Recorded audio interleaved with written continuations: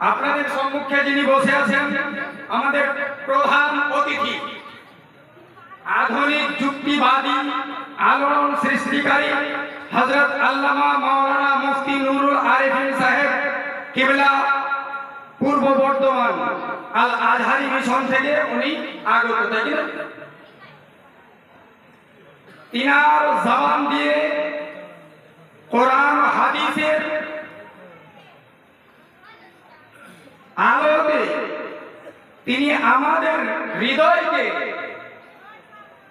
যেভাবে সাজাতে হয় ইনশাআল্লাহ তিনি সাজাবেন। এটা আমি 100-তে 100% তিনার উপরে ভরসা করি। তাই না? আমরা ধরেন গোটা একটা মসজিদের ইমাম, আমরা কতটুকু কি জানি, কিন্তু যিনি এসেছেন তিনি একজন মানে মিশনের শিক্ষক, সেহেতু ওনার দ্বারাই যতটা সম্ভব আমাদের দ্বারাই সম্ভব নাই। উনি মুফতি কোর্স করেছেন, আমরা কেবলমাত্র মাওলানা করেছি। মাওলানা বলি যে সবই জানবে তার কোনো মানে নাই, ব্রেনের মধ্যে অনেকে পার্থক্য রয়েছে, তাই তো? ঠিক তার জন্যই আমি আজ 100-তে 100% আশা করি যে জিনার আগমনের জন্য আমরা এত লালায়িত ছিলাম। গত বছর ওনাকে আনার জন্য চেষ্টা করেছি, পাইনি। এই বছর আমাদের নসিবে ছিল, তাই তিনি আসতে পেরেছেন। আমাদের ভাগ্য, আমাদের নসিব। তাই তিনার নূরানি ও হাক্কানি ও কোরআনি ও ইরফানি ওয়াজ শোনার জন্য আমরা প্রত্যেকে আকাঙ্ক্ষিত হয়ে আছি। যেনারা এখন পর্যন্ত আসেননি, বাড়িতে যিনারা এখনো বসে আছেন, তেনাদের কাছে অনুরোধ করব আর বিশেষ বিলম্ব না করে আপনারা প্রত্যেকে স্টেজকে ভরে দেন। যতই স্টেজ ভালো থাকবে বক্তাকে তত বলতে ভালো লাগবে। যাই হোক, আর আপনাদের সম্মুখে আমি আপনাদের মূল্যবান টাইম নষ্ট করছি না। তিনার ইস্তেকবালের জন্য একবার জোরে সরে ভক্তি ভরে নারা লাগান, নারে তাকবীর, নারে তাকবীর, নারে রিসালাত, নারে রিসালাত। ওলামায়ে আহলে সুন্নাহ, ওলামায়ে আহলে সুন্নাহ হযরত আল্লামা মাওলানা নুরুল আরিফিন সাহেব কিবলা, নারে তাকবীর, নারে রিসালাত। সাল্লাল্লাহু তাআলা আলাইহি ওয়াসাল্লাম। মাওলায়া সাল্লি ওয়া সাল্লিম দাইমান আবাদা, রব্বি সাল্লি ওয়া সাল্লিম দাইমান আবাদা আলা হাবিবিকা খায়রিল খালকি কুল্লিহিম। ইয়া আকরামাল খালকি মালি মান আলুযু বিহি সিওয়াকা ইনদা হাদিসিল উমামি। মাওলায়া সাল্লি ওয়া সাল্লিম দাইমান আবাদা على حبيبك خير الخلق كلهم. يا ربي بالمصطفى بلغ مقاصدنا، يا ربي بالمصطفى بلغ مقاصدنا واغفر لنا ما مضى يا واسع الكرم. ربي صل وسلم دائما أبدا على حبيبك خير الخلق كلهم. يا شفيع الورى سلام عليك، يا نبي الهدى سلام عليك، خاتم الأنبياء سلام عليك، سيد الأصفياء سلام عليك. جئت يا مصطفى سلام عليك، لك أهلي فدا سلام عليك. مطلبي حبيبي ليس مطلبي يا حبيبي ليس سوى أنت مطلوبنا سلام عليك. مقصدي يا حبيبي ليس سوى أنت مقصودنا سلام عليك. هذا قول غلامك العشق منه يا مصطفى سلام عليك. Respected and honorable my audience, tonight my subject is our holy Prophet Muhammadur Rasulullah, the Prophet of Islam, the Prophet of mankind, the Prophet of universe, the Prophet of all other world, the best Prophet, the last Prophet Muhammadur Rasulullah. Peace be upon him. I deliver my speech in Bengali language, inshallah ta'ala. শ্রদ্ধেয় আজকের জলসার মনোনীত সভাপতি মহাশয়, আমন্ত্রিত ওলামায়ে কেরাম, আমার সম্মুখে উপবিষ্ট রাসূল প্রেমিক শ্রোতা মণ্ডলী, সর্বপ্রথম প্রশংসা মহান রব্বুল আলামিনের জন্য, যিনি এক ও দ্বিতীয় ওয়াহদাহু লা শারীক।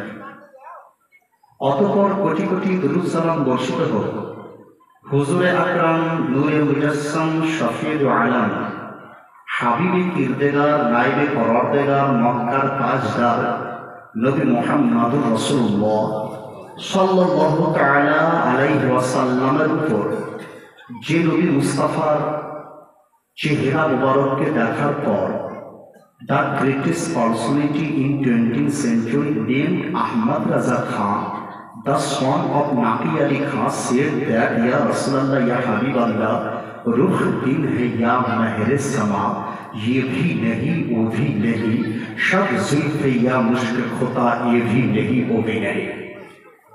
সেই নবী রাসূলের উপরে কোটি কোটি দরুদ ও সালামের ধারা বর্ষিত হোক, যে নবী মুস্তাফার দেখার ক্ষমতা, পড়ার পর বোঝার পর চতুর্থ শতকের মুজাদ্দিদ 1400 কিতাবের লেখক আলা হযরত আজিমুল মারতাবাত মুজাদ্দিদ বিমিল্লাহ তিনি ইরশাদ করেন, ইয়া রাসূলুল্লাহ, दूर और नजदीक के सुनने वाले वो काने लाले कारामात पे लाके सलाम।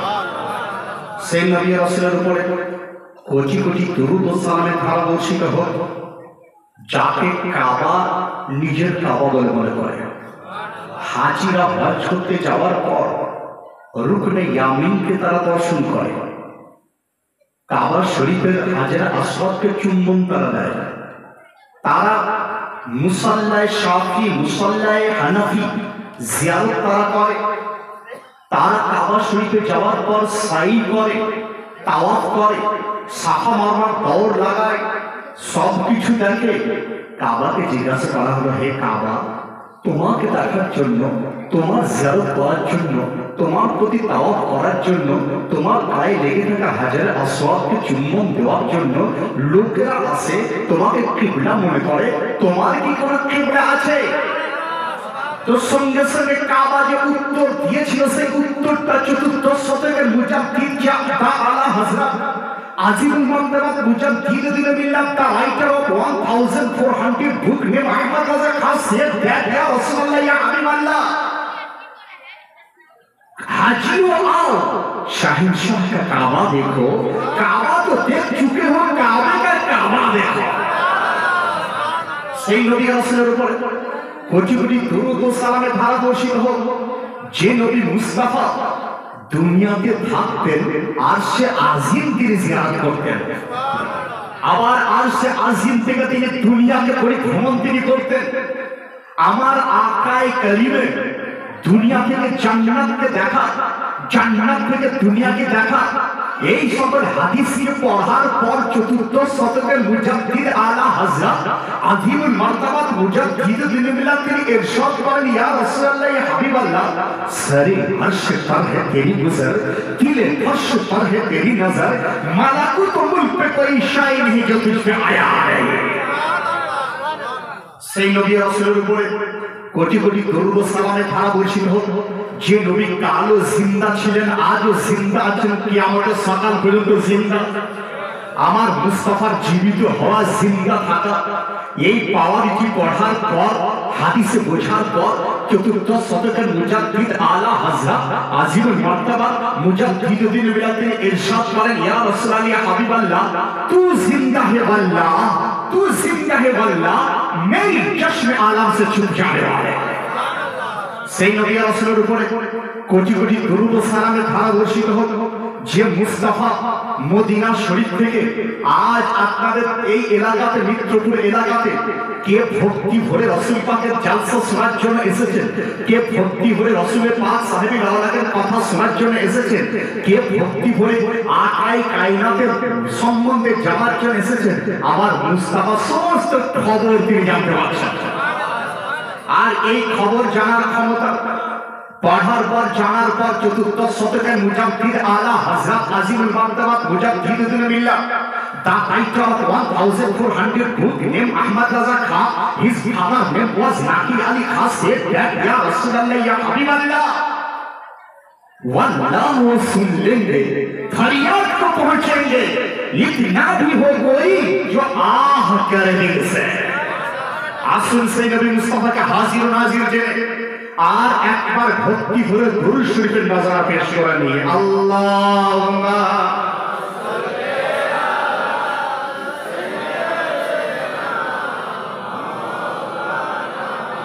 মুহাম্মদ ওয়া আলা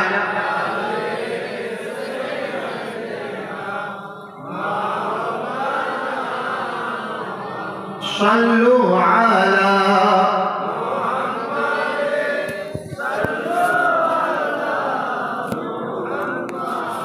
صلوا على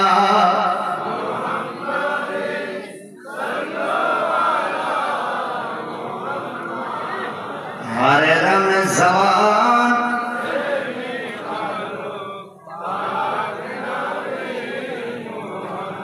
ہر رمضان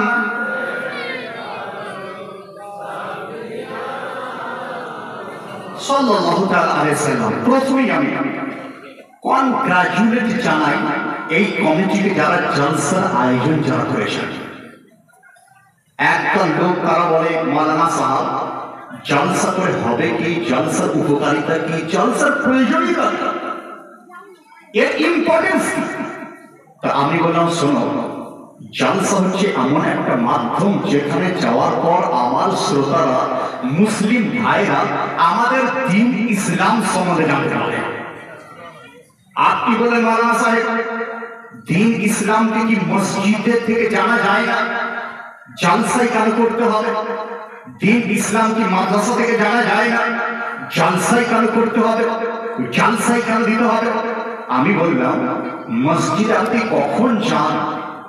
মসজিদে আপনি তখন যান যখন ইমাম সাহেব জুমার দিনে খুতবা দিতে শুরু করে, আলহামদুলিল্লাহিল্লাযী জাআলা ইয়াউমাল জুমআতি সাইয়্যিদাল আয়াম, যখন খুতবা দিতে শুরু করে তখন আপনি হাজির হন। আচ্ছা বলুন আরবি ভাষায় তিনি বলছেন, আপনি বুঝবেন কি করে? বোঝা গেল মসজিদে আমরা যাই নামাজ শুরু হওয়ার সময়, তাহলে দ্বীনকে আমরা জানতে শিখতে পারি না। মাদ্রাসা থেকে আপনি দ্বীনকে শিখতে পারেন কি পারেন না একটু জায়জা নিয়ে নিন। মাদ্রাসা আপনি যান কখন? আপনি বলেন মাওলানা সাহেব আমাদের এলাকার লোকেদের একটা আদত এই ধরনের যে মাদ্রাসা যায় যখন নিজের মা মরে, বাবা মরে, চাহরাম করার জন্য, চালিসা করার জন্য মাদ্রাসায় তারা হাজির হয়ে যায়। হুজুর আব্বার ইন্তেকাল হয়েছে, আব্বার জন্য চাহরাম করতে চাই, 10 জন তালবে ইলমকে পাঠিয়ে দেন। আমি বললাম বোঝা গেল দ্বীন শিখতে মাদ্রাসা যান না, নিজের বাবার রুহের মাগফিরাতের উদ্দেশ্যে আপনি মাদ্রাসাতে যান।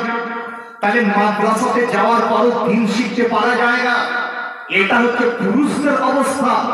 মা বোনদের জন্য মসজিদ পড়বে, মসজিদ যাওয়া মামনু, মসজিদ যাওয়া চলে না, মাদ্রাসাতেও তারা যায় না। তো মা বোনেরা দ্বীনকে শিখবে কোথায়? মা বোনদের জন্য দ্বীন শিখার একটাই রাস্তা, একটাই প্রসেস, একটাই পদ্ধতি বাকি আছে, যাকে জলসা বলা হয়।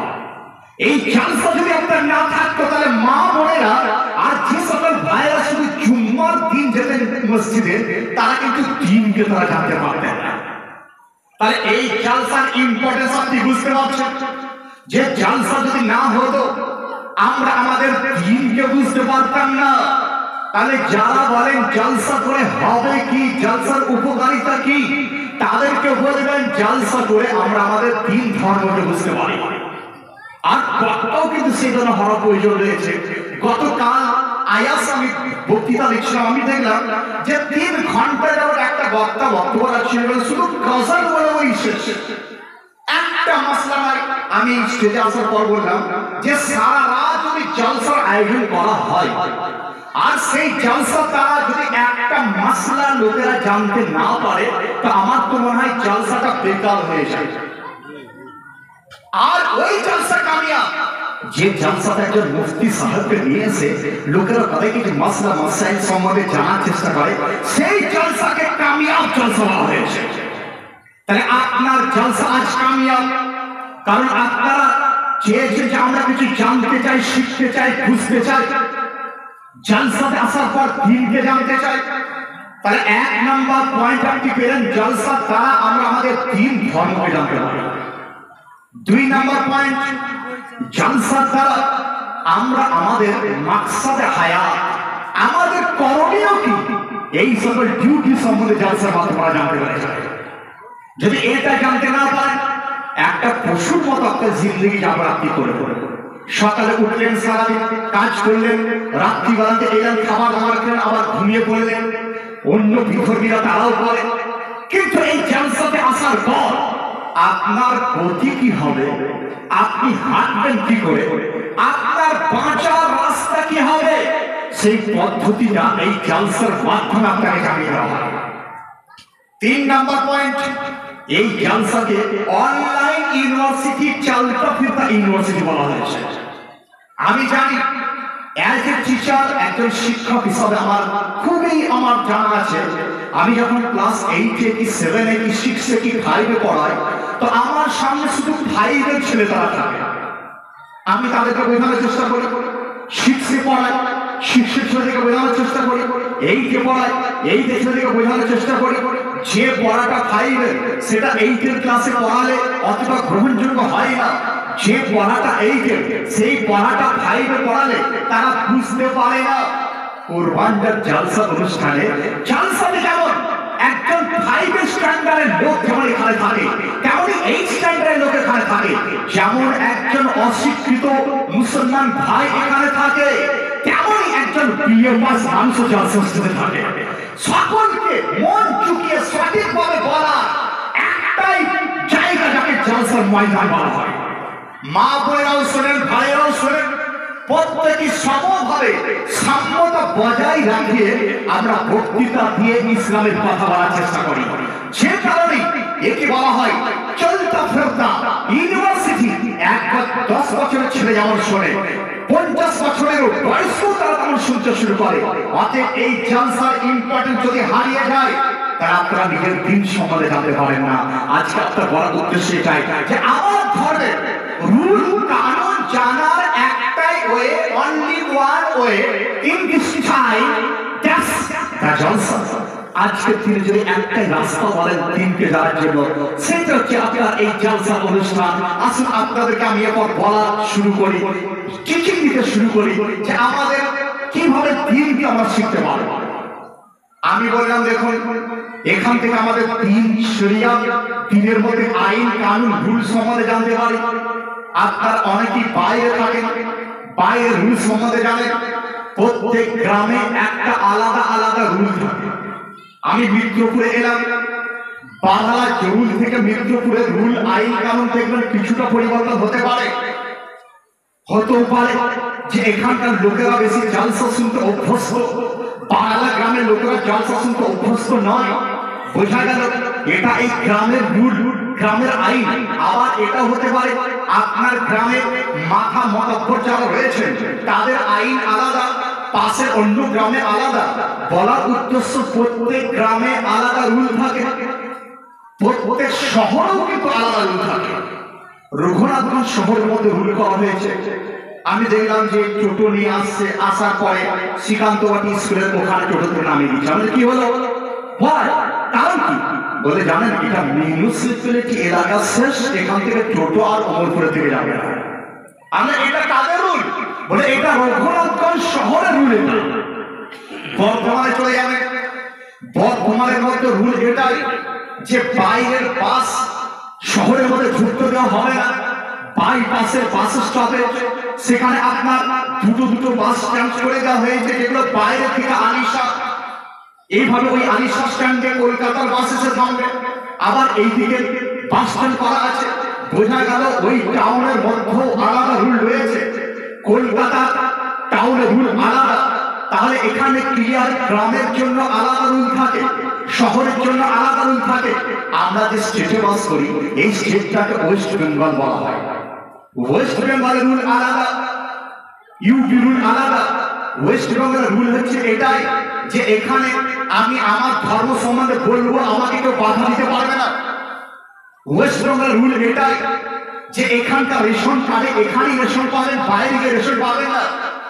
ওয়েস্ট বেঙ্গলের রুল এটাই যে এখানে আপনার বিভিন্ন ধরনের মানে মা বোনেদেরকেও টাকা দেওয়ার ব্যবস্থা, এটা ওয়েস্ট বেঙ্গলের রুল। যখন আপনি বিহার উড়িষ্যা চলে যাবেন সেখানে রুল আলাদা। আমি বললাম হোয়াট ইজ দ্য রিজন, কারণটা কি? তো আমাকে জ্ঞানীগুলি লোকেরা বোঝালো মৌলানা সাহাব প্রত্যেক স্টেটে আলাদা আলাদা রুল আইন কানুন থাকে। তাহলে এরপর আপনি মিলিয়ে নেন যে একটা রাজ্যের মতো রুল আলাদা থাকে। আমরা ভারতবাসী, দেশের আইন দেখুন, ভারতবাসী রুল আলাদা, বাংলাদেশের রুল আলাদা, ইজিপ্টের রুল আলাদা, চায়নার রুল আলাদা। আমি 2 বছর ইজিপ্টে ছিলাম। তো ইজিপ্টে আজ থেকে প্রায় 10 বছর পূর্বে 2008 থেকে নিয়ে 2010 পর্যন্ত আমি সেখানে ছিলাম। তো 2008 থেকে 10 সাল আমি দেখেছিলাম যে সেখানে গরিব মানুষদেরকে 1 টাকাতে 16 পিস রুটিকে দেওয়া হয় গভর্নমেন্টের তরফ থেকে। কারণ যে সেখানকার জনগণ কেউ যেন ভুখা না থাকে, কেউ যেন প্রেশার না হয়ে যায়, তার জন্য সরকার 1 টাকা করে নিয়ে 16টা রুটি তাদেরকে দেবে। একটা লোকের জন্য যথেষ্ট হয়ে যায়। ভারতের মধ্যে আলাদা রুল রয়েছে, 2 টাকার মধ্যে চাল দেওয়া হচ্ছে ইত্যাদি ইত্যাদি। বোঝা গেল প্রত্যেক দেশের রুল আলাদা। আমি বাংলাদেশে গিয়েছিলাম অক্টোবর মাসে একটা বিরাট সুন্নি কনফারেন্সে যোগদান করার জন্য, আমাকে বক্তা হিসেবে নিয়ে গেছিল। তো সেখানে গেলাম, বলে মৌলানা সাহাব 1100 টাকা লাগবে। আমরা কিসের জন্য? বলে ভারত থেকে কেউ যদি বাংলাদেশ আসে তো বাংলাদেশ টুরিস্ট কর্তৃপক্ষ, টুরিস্ট অর্গানাইজেশন তারা এই টাকাটা নেবে। আমি দিয়ে দিলাম। তো বোঝা গেল বাংলাদেশের জন্য রুল আলাদা। এরপর আপনারা মেলান, দেশের জন্য রুল থাকে, রাজ্যের জন্য রুল থাকে, শহরের জন্য রুল আছে, গ্রামের জন্য রুল আছে, আবার প্রত্যেকটা ফ্যামিলির মতো রুল রয়েছে। কোন ফ্যামিলি চায় বাপ মা তার ছেলেরা যেন উচ্চশিক্ষায় শিক্ষিত হোক, কোন ফ্যামিলির বাপ মা চায় তার ছেলে যেন কাজ করে টাকা নিয়ে আসে, কোন ফ্যামিলি চায় রাত 8টার মধ্যে খাবার খেয়ে তারা ঘুমাতে যায়, কোন ফ্যামিলিতে রাত আবার 12টার সময় তারা খাবার খেয়ে থাকে। তাহলে একটা ছোট ঘর ফ্যামিলি, তার মতো রুল থাকে। বুকে হাত দিয়ে বলুন, ফ্যামিলিতে রুল, গ্রামেতে রুল, শহরে রুল, রাজ্যে রুল, দেশে রুল। আর আপনি যে ধর্ম ইসলাম ধর্ম, তার মধ্যে কি কোনো রুল থাকবে না? কোনো কি আইন থাকবে না? কোনো কি কানুনের মধ্যে নেই?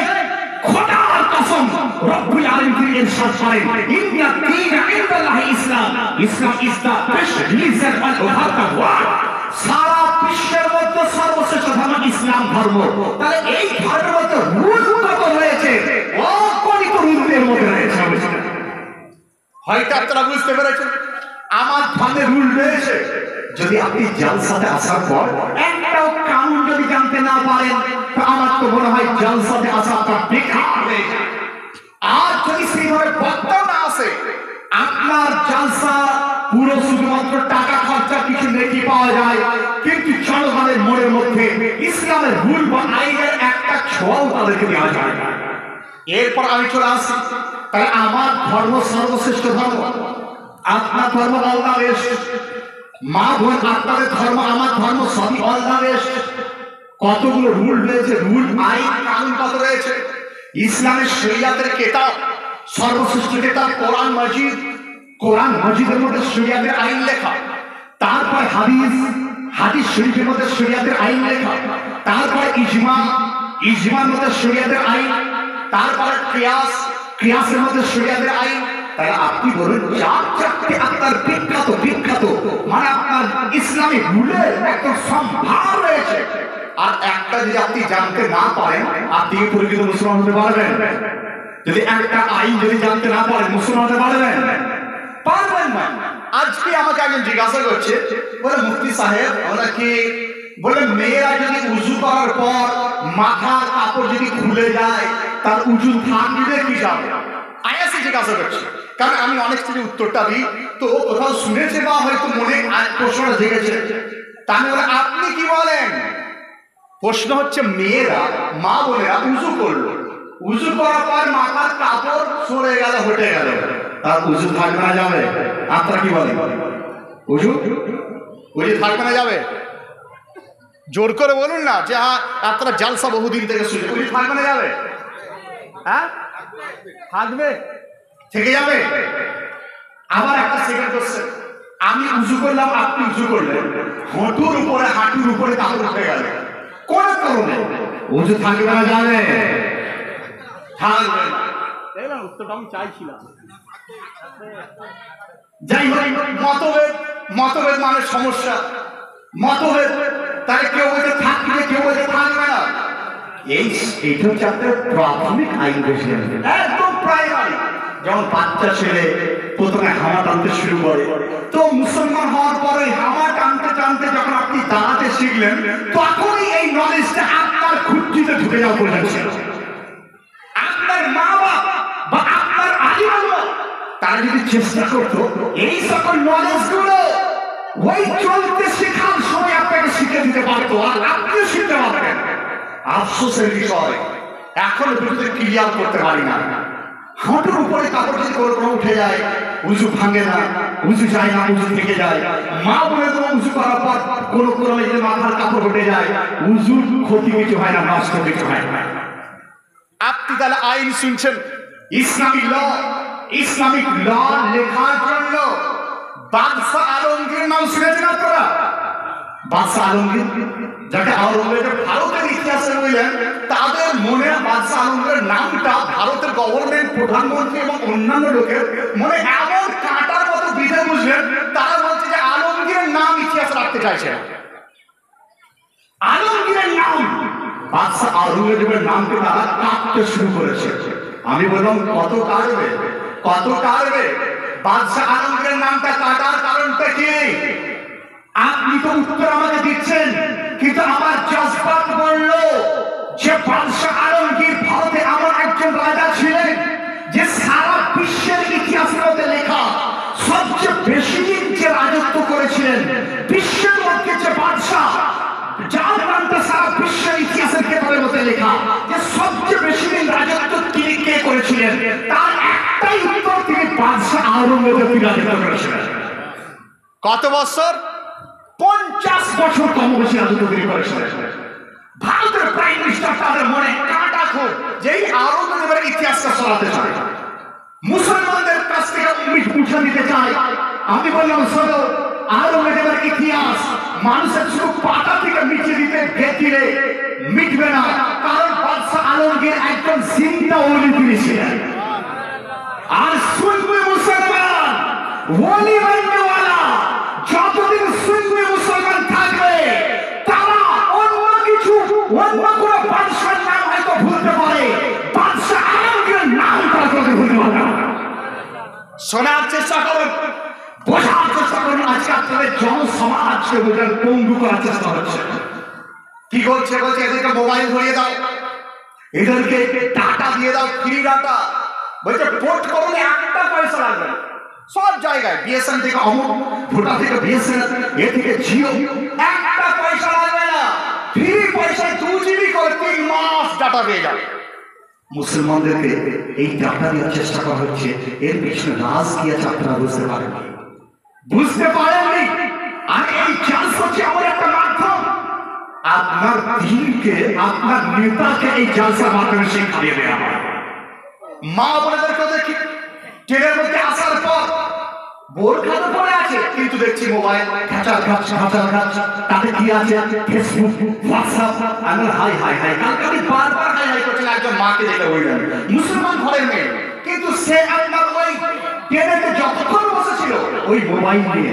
আমি বললাম জানো, এটা হচ্ছে এমন পলিসি, ওই খ্রিস্টানদের, ওই ইসরায়েলের পলিসি, যে মুসলমান ছেলেদেরকে মেয়েদেরকে মোবাইল দিয়ে দাও, দরকার হয়ে ফ্রিতে ডাটাও দিয়ে দাও, কারণ ডাটা নিয়ে যারা 24 ঘন্টার 20 ঘন্টা তারা করে থাকে, আর কিচ্ছু যেন তাদের বলে না যায়, কারণ তারা জানে যে ডাটা যদি না দিই, এরা যদি বাদশাহ আলমগীরের তারিখ করতে শুরু করে দেয়, আমাদের রাজত্বটা তছনছ করতে শুরু করে দেয়। মুসলমানদের মধ্যে যদি জাগ্রত হয়ে যায়, তারা যদি খালিদ বিন ওয়ালিদের সিরাতকে পড়তে শুরু করে, তাহলে আমাদের গদিকে পাল্টিয়ে দেবে। সেই কারণে মুসলমান জীবনকে পঙ্গু করে দেওয়া হয়েছে। খালিদ বিন ওয়ালিদ কে ছিলেন? খালিদ বিন ওয়ালিদ তিনি বলছিলেন যে আমি সব সহ্য করব, রাসূল পাকের শানে যদি বিয়াদবি করে আমার তলোয়ার হবে আর তার গর্দন। ওনার মেসেজ এটা ছিল। তিনি বলছিলেন আলা হযরতের ভাষায় খাক हो जाए अबू जल का मगर हमको रजा तब ना जब तक दम है फिक्र उनका सुनाते जाएंगे। মুসলমান বোঝার চেষ্টা করুন, যদি আপনি খালিদ বিন ওয়ালিদের ইতিহাস পড়েন তাহলে আপনার দিলের মধ্যে রাসূল প্রেম জাগ্রত হবে। আর রাসূল প্রেম যদি জাগ্রত হয়ে যায় তাহলে বাতিলকে তখন আপনি সহ্য করবেন না, ফেসবুককে আপনি অ্যাকসেপ্ট করবেন না, নগ্নতাকে আপনি অ্যাকসেপ্ট করবেন না, শাহাদাতকে আপনি দূরে ছেড়ে দেবেন। আপনি যদি ইসলামকে জানতে পারেন, ইসলামী শিক্ষা যদি আপনার মধ্যে চলে আসে, বাদশাহ আলমগীরের আইন যদি ফাতোয়া আলমগীরের নলেজ আপনি শিখতে শুরু করেন তাহলে আপনার এলাকাতে মাতলামো বন্ধ হয়ে যাবে, তারা জানে। আর মাতলামো বন্ধ হয়ে গেলে আপনার মধ্যে বেদারি শৌর চলে আসবে। খালিদ বিন ওয়ালিদের ইতিহাস যদি আপনি পড়তে শুরু করেন তাহলে জানতে পারবেন হযরত খালিদ বিন ওয়ালিদ যুদ্ধ করতে যে তলোয়ার নিয়ে, তলোয়ারের ওজন কেতাব লিখেছে 35 কিলো ওজন নিয়ে তিনি যুদ্ধ করতেন। 35 কিলো। যে ঢাল ব্যবহার করতেন সেই ঢালের ওজন 40 কিলো। এক হাতে 35 কিলো তলোয়ার, এক হাতে 40 কিলো ঢাল, এই নিয়ে যুদ্ধ করতেন। হযরত খালিদ বিন ওয়ালিদকে জিজ্ঞাসা করা হলো আপনি প্রত্যেক যুদ্ধেতে জয়লাভ করেন, কতগুলো জং আপনি করেছেন? তো খালিদ বিন ওয়ালিদ তিনি বলেছিলেন আমি 125টা জঙ্গে শরীক হয়েছিলাম। একটা দুটো নয়, 125টা জং। বললে কয়টাই পরাজিত আর কয়টাই জয়ী? তিনি বলেছেন খোদার কসম প্রত্যেক যুদ্ধে আমি জয়ী হয়ে এসেছিলাম, জয় লাভ করেছিলাম। হে খালিদ বিন ওয়ালিদ, এর রাজ কি রয়েছে, এর মধ্যে রহস্য কি রয়েছে, কারণ কি রয়েছে? What is the reason behind of it? এর পিছনে কারণ কি? তো খালিদ বিন ওয়ালিদ তিনি বলছেন শোনো, তোমরা ভেবে নাও না যে আমার ক্ষমতার দ্বারা আমি লড়েছি, এটা ভাবো না যে আমার মধ্যে তাকত আছে, আমি তো দুবলা পাতলা ব্যক্তি। হে খালিদ বিন ওয়ালিদ, তাহলে রাজ কি? তো খালিদ বিন ওয়ালিদ তিনি বলেন একটাই রাজ। সারা বিশ্ববাসীকে তিনি মেসেজ দিয়েছিলেন রাজ একটাই, উन्हें माना उन्हें जाना न रखा कायम से काम लिल्लाहि हमको दुनिया से मुसलमान गया। তিনি এটাই বলেছিলেন যে আর কিছু নয়, নবী মুস্তাফার প্রেম তীরের মধ্যে কেটে নিয়েছিলাম, রাসূল পাকের মহব্বত আমাকে কোন যুদ্ধের ময়দানে পরাজয় হয়ে আমাকে দেয় না। তাহলে আর যদি আমার যুবক যদি বেদাত হয়ে যায় তাহলে আমি জানি যে আপনারা এমন বেদার ইনকিলাব চলে আসবে, মুসলমানদের দ্বারা ফাতা হতে শুরু হবে। হ্যাঁ হ্যাঁ, একটি দেশ আপনি শুনেছেন, স্পেনের নাম শুনেছেন? ওই স্পেনে কম বেশি 600 বছর মুসলমান রাজত্ব করেছিল। আপনি তুর্কির নাম শুনেছেন? কয়েকশো বছর মুসলমান রাজত্ব করেছিল। আপনার দেশ ভারতকে আপনি দেখেছেন, কয়েকশো বছর ভারতে মুসলমান রাজত্ব করেছিল। কিন্তু কখন মুসলমানের পতন শুরু কখন হলো? কখন পতন? যখন আপনারা এই আশিকে নিজের চাহিদা মনে করেছিলেন, যখন আপনি নিজের চাহিদাকে ফুর্তিকে মনে করেছিলেন, যখন আপনার ছেলেরা চায়ের দোকানে ভিড় করতে শুরু করেছে, যখন থেকে আপনার ছেলেরা মদ পান করতে শুরু করেছে, যখন থেকে আমার মা বোনেরা বেপরদায় বাজারে ঘুরতে শুরু করেছে, সেই সময় রব্বুল আলামিন বাতিলদেরকে আমাদের ঘরে মুসাল্লা তিনি করে দিয়েছিলেন। তারিখ বলি আপনাদেরকে, কারণ না আপনারা বুঝতে পারবেন না। ইরাকে কয়েকশো বছর মুসলমান রাজত্ব, তো ইরাকের লোকেরা তারা বললে আমরা তো সবাই মুসলমান। আস্তে আস্তে তারা করলো কি আইয়াশি আরাম আমোদ ফুর্তিকে তারা কি দিতে শুরু করলো, প্রত্যেক ঘরেতে সারা পান করতে শুরু করলো। তো সেই সময় ওই এলাকায় একজন মাসুক অলি তিনি ছিলেন। ওই অলি সকালবেলায় চলে এলেন, আসার পর বলছে হে ইরাকবাসী, হে বাগদাদের লোকেরা শোনো, আমি দেখছি তোমাদের গলিতে রক্ত বয়ে চলে যাচ্ছে, রক্ত বয়ে যাচ্ছে। লোকেরা বলে তাহলে কি করতে হবে? বলে আইয়াশি ত্যাগ করো, মদকে পরিত্যাগ করো, মিথ্যা বলা পরিত্যাগ করো, জেনা রাহজানি চুরি ডাকাতি কিংবা পরচর্চা পরনিন্দা পরে ক্ষতি এইগুলো পরিত্যাগ করে দাও, নাহলে তোমাদের দেখছি যে রাস্তাতে রক্ত বয়ে চলে যাচ্ছে। লোকেরা বলে ফকির বলে কি? যেমন আজকে অনেকে গাল শুনছেন, তারা বলে মৌলবি বলে কি, মৌলবি সব জানে কি, হয়তো তার মনে কিনা থাকতে পারে। তো ওই বাগদাদ শহরে যারা ধনীর সন্তান তারা বলে ফকির কাহাটা, ফকির কাহাটা প্রত্যেকদিন একই কথা যে বাগদাদ শরীফের রাস্তাতে রক্ত দেখতে পাচ্ছি, রক্তের প্লাবন দেখতে পাচ্ছি, রক্ত বয়ে যাচ্ছে, ফকির কাহাটা প্রত্যেকদিন ওই গলি আসতেন, সকালবেলায় আগাহ করতেন, এখান থেকে সেখান, এ মাথা থেকে সে মাথা যেতেন, আসতেন আর বলতেন আমি দেখছি ইরাকের রাস্তাতে রক্ত বয়ে যাচ্ছে, আমি দেখছি বাগদাদের গলিতে প্লাবন বয়ে যাচ্ছে। লোকেরা কোনো আমল দেয়নি, এমনকি কয়েকজন যুবক ছেলে তারা বললো চল ফকিরকে ঘেরাও করি। ফকিরকে এক জায়গায় ঘেরাও করে মারতে শুরু করলো, মারতে মারতে ওই আল্লাহর প্রিয় বান্দা তিনি শহীদ হয়ে গেলেন। শহীদ হওয়ার পর কয়েকদিন পর চেঙ্গিস খার বংশধর তাতারিয়া বলে একটা রাজা, রাজত্ব ওই ইরাকের মধ্যে তারা চলে এলো, হাবি হলো, ক্ষমতা দখল করলো, বাগদাদ শরীফের কয়েক লক্ষ মুসলমানকে তারা কতল তারা করে গেছে, রাস্তাতে রক্ত বয়ে যাচ্ছিল, সঙ্গে সঙ্গে তারা বলেছে হাই হাই যদি ওই ফকিরের কথা আমরা শুনতাম, যদি ফকিরের কথা শুনে মদকে পরিত্যাগ করতাম, ফকিরের কথা শুনে যদি আমরা বেপরদায় আমাদের মেয়েদেরকে বের না করতাম, তাহলে আমাদের আজ এই দশা আমাদের হতো না, এই দশা হতো না। তো ওই চেঙ্গিস খার বংশধর তাতার খানি তারা মুসলমান ছিল না, তারা ইহুদি বাতিল ধর্মের লোক তারা ছিল, রাজত্ব তারা করছিল। ভাইরাস রাজ্য যখন এইভাবে, যখন তাতারিদের রাজত্ব একদম পুরো স্বভাব, যখন চারিদিকে তাতারদের জয় জয়কার, ওলামাই কেরাম থেকে তারা ডাকতো, ডাকার পর ওলামার সামনেতে রাসূলুল্লাহ সাল্লাল্লাহু আলাইহি ওয়াসাল্লাম আলিমদেরকে ডাকাতো, কারণ আলিম যদি না থাকে আলম থাকতে পারে না।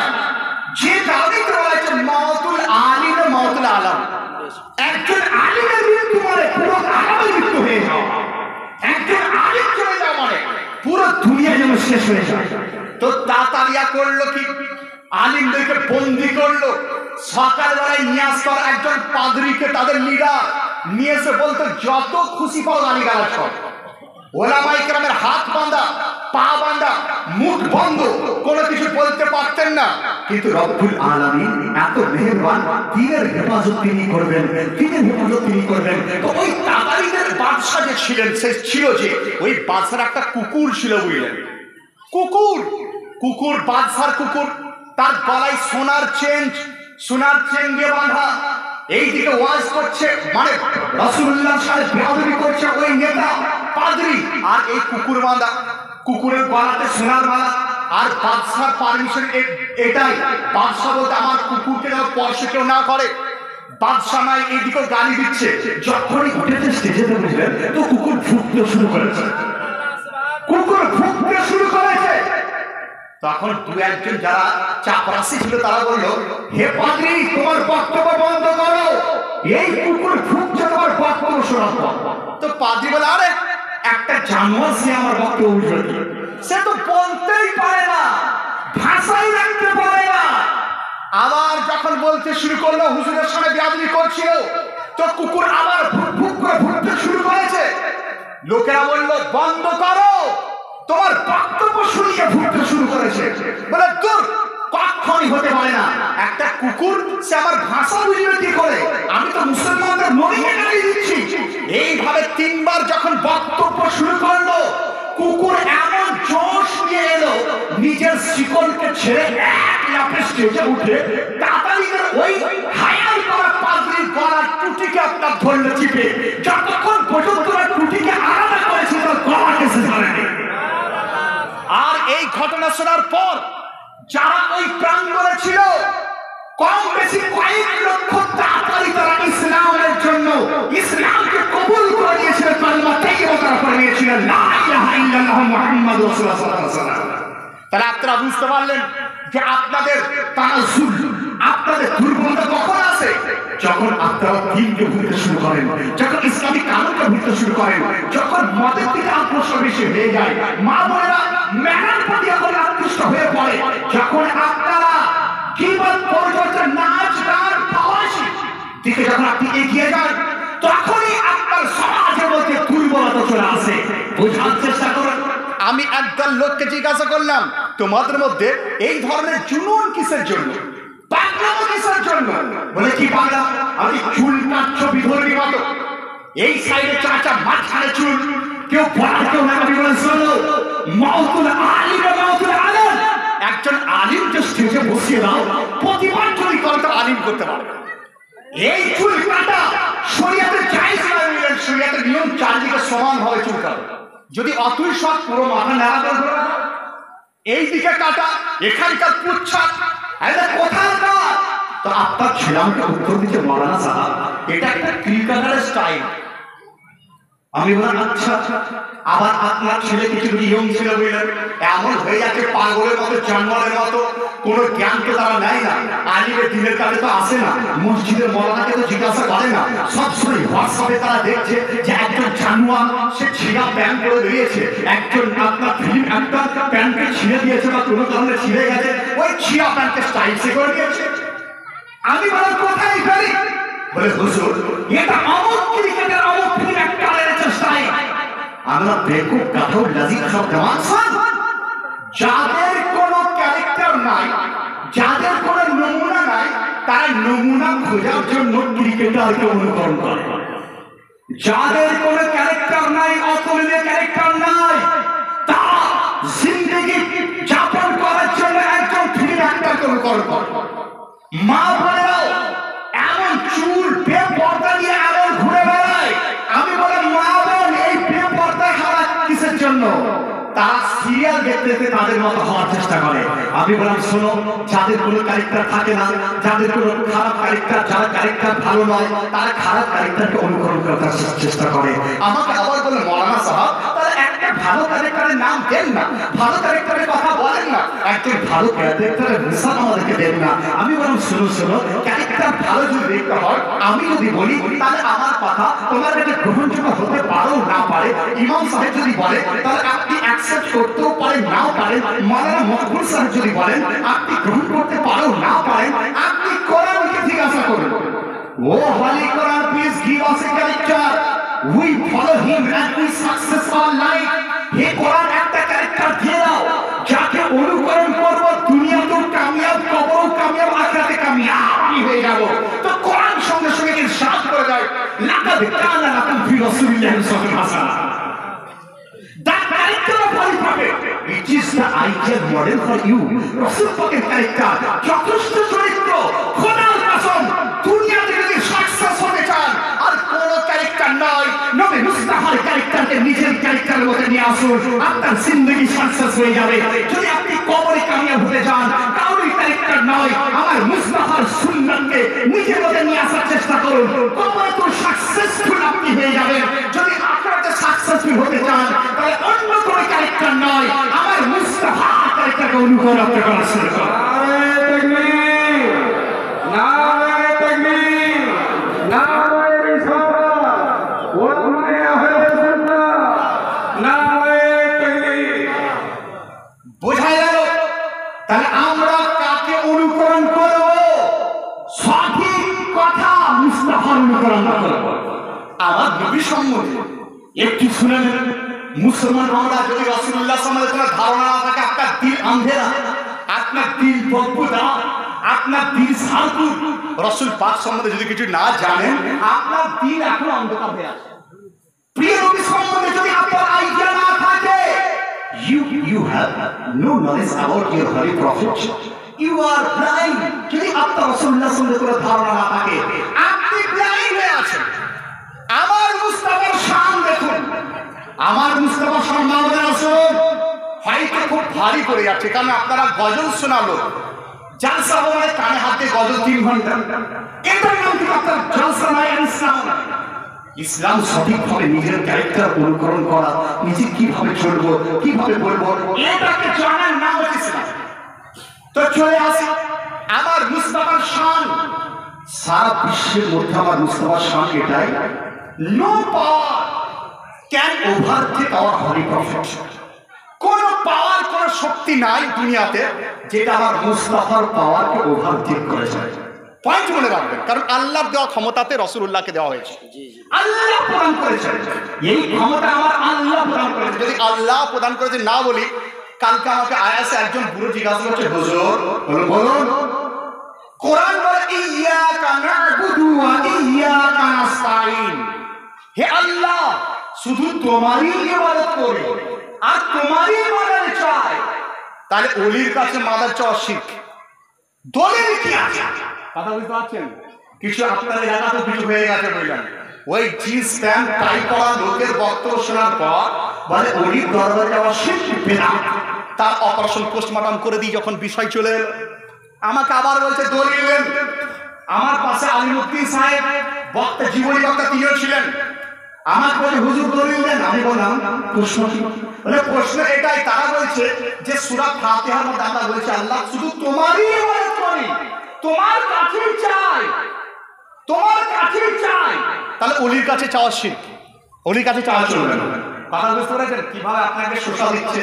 আপনার ছেলেরা মিত্রপুর বাজারে যাচ্ছে, একটাই ছেলে তারা ধরলো, তারা আপনার কনভার্টেড মুসলিম, তাদের কোনো লড়াই বুঝলেন।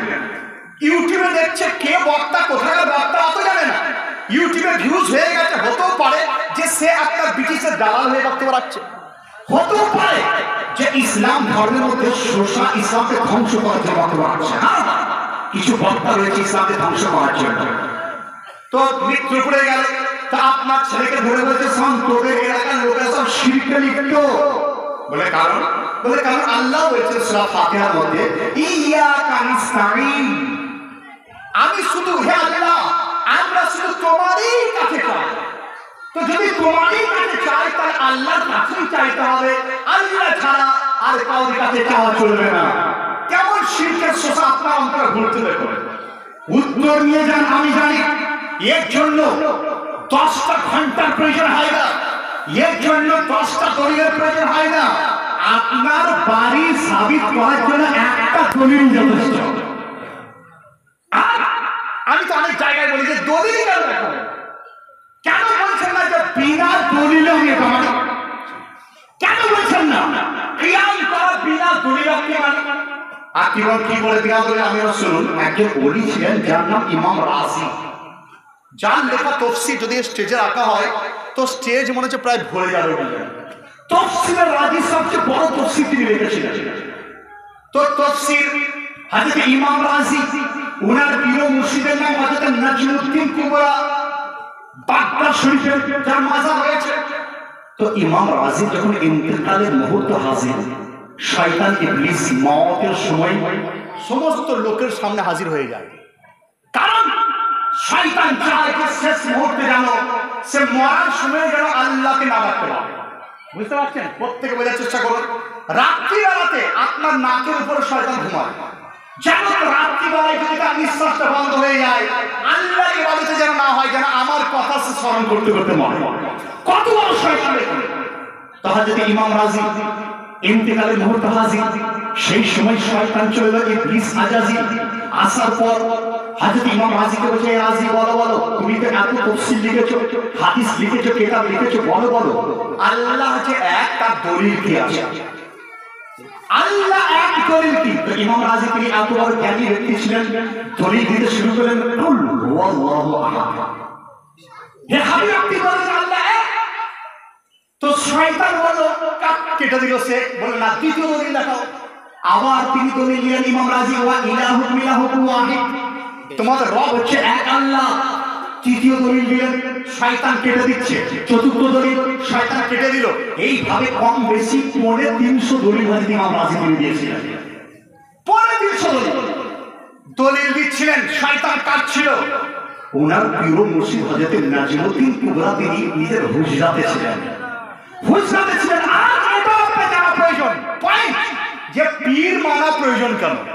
যখন আপনার গুমরাহির দিকে আপনি যাবেন, পীর যদি আপনাকে যদি মুরিদ খাঁটি হতে পারে, আর পীর যদি খাঁটি হয়, আপনার পীর সেখান থেকে মারাত করতে শুরু করে। পীর কানেকশনের দ্বারা আপনার পীরের কানেকশনের দ্বারা পীর বুঝতে পারেন। তাহলে নাজমুদ্দিন কুবরা তিনি বুঝতে পারলেন যে আমার মুরিদ ইমাম রাজি তার উপর পরীক্ষা হয়েছে, পরীক্ষা চলছে। পীর মুর্শিদ সেখান থেকে কাশফের দ্বারা ইমাম রাজিকে কথা বললেন, হে ইমাম রাজি, তুমি বলো ইবলিসকে, হে ইবলিস আমি বিনা দলিলে আল্লাহকে এক বলে মানি। বেশক বেশক বিনা দলিলে একবার বাণী যখনই বলা শয়তানের হাওয়া বেরিয়ে গেল সেখান থেকে হাত পানি চলে গেল। বোঝা গেল যদি মৃত্যুপুর বাজারে কেউ বলে পীরের দরবারে যাওয়া শিরক, দলিল কোথায়? তা আপনি বলবেন কি বিনা দলিলে পীরের দরবারে কেমন মানে? বলুন কিনা? যদি বলে নাভির নিচে হাত পাতার দলিল, বলবেন বিনা দলিলে হাত পাতাকে মানি। যদি বলে দলিল দেখাও, তো আমার নাম্বারটা নিয়ে নেবেন, আমার সঙ্গে ওই কথা বলে দেবেন, তার হাওয়া বার করার দায়িত্ব আমার রয়েছে। আমার নাম্বার রাখবেন, কারণ আপনাদেরকে বেশি আঘাত করে, কারণ কমজোর লোকের কাছে বেশি আঘাত করে ওই মানুষটা এদের শয়তান আসতে শুরু করে। তো তারা বলে যে পীর সাহেবের দরবার, ওলির দরবার তোমরা কেন যাও? ওলির কাছে যাওয়া চলে না। কোরআন তো বলে ইয়াকা নাস্তাইন, তোমার শুধুমাত্র আল্লাহর কাছে আমরা চাই, আল্লাহ তোমারই মাদাদ চাই। তাহলে মাদাদ চাওয়ার জন্য ওলির দরবার যাওয়া শিরক, ওলির দরবার যাওয়া বেদাত। এইভাবে ওয়াজ তারা করে। মির্জাপুর এলাকার মুসলমান উত্তর আপনাদেরকে বলে যায়, কোরআন শরীফের মধ্যে আছে। তাদেরকে বলবেন আচ্ছা বলতো আল্লাহ ছাড়া কারোর কাছে চাওয়া চলে না, তোদের সূত্র অনুযায়ী বলে হ্যাঁ। তারা বলে হ্যাঁ, আল্লাহ ছাড়া কারোর কাছে চাওয়া চলবে না। দুনিয়াবি তো হয়েছে। তাকে বলবেন নামাজের দ্বারা যদি মাদাদ চাই চলবে কিনা? নামাজের দ্বারা যদি মাদাদ চাই চলবে কিনা? যদি বলে চলবে না, সে বেঈমান হয়ে যাবে। যদি বলে চলবে না, বেঈমান হয়ে যাবে। কারণ কোরআন শরীফ সাক্ষী দেয়, ফাযকুরুনি আযকুরকুম ওয়াশকুরুলি ওয়ালা তাকফুরুন। ইয়া আইয়ুহাল্লাযীনা আমানু ইসতাঈনু বিস-সাবরি ওয়াস-সালাহ। ইয়া আইয়ুহাল্লাযীনা আমানু ইসতাঈনু বিস-সাবরি ওয়াস-সালাহ। হে মুমিন, তোমরা নামাজ এবং সবরের দ্বারা মাদাদ তলব করো। তাহলে কোরআন শরীফ থেকে দলিল পেয়ে গেলেন যে নামাজের দ্বারা মাদাদ চাওয়া যায়। মির্জাপুরের মুসলমান যদি নামাজের দ্বারা মাদাদ চাওয়া যায়, যার উসরাতে নামাজ পেয়েছে মুস্তাফার মাদাদ চাওয়া যাবে না? নারে রিসালাত, ইয়া রাসূলুল্লাহ, নারে হায়দার, হায়দার হায়দার হায়দার হায়দার। যাই হোক, দলিল আপনারা পেয়ে গেলেন। আর এর জন্য বলবেন 10টা-20টা জলসার প্রয়োজন নাই। আমার তো মনে হয় একটা জলসাই তাদের পোস্টমর্টম তারা করে দেবে। তাহলে বলবেন নামাজের দ্বারা মাদাদ চাওয়ার কথা কোরআনে আছে। যদি বলে নামাজের দ্বারা মাদাদ চলে না, তাহলে তুমি বেঈমান, তোমার কোনো কথাই আমার নাই। বেশক কোনো কথা আমার নাই। উত্তর দিয়ে দেন, পোস্টমর্টম করে দেখবেন শয়তান সেখানে ভেঙে চলে যাবে। আর যদি বলেন জানা নাই, বোঝা নাই, কারণ আপনাকে কাবু করার চেষ্টা চলছে। আলহামদুলিল্লাহ, নামাজের দ্বারা মাদাদ চাওয়া চলে। আবার তাকে দুনিয়ার ইনসাফ বলুন, কাউরির কাছে মাদাদ চাওয়া শিরক, বলে হ্যাঁ। আপনি বলবেন প্রধানমন্ত্রীর কাছে মাদাদ চাওয়া চলবে কিনা? তখন আর কিছু বলতে পারবে না।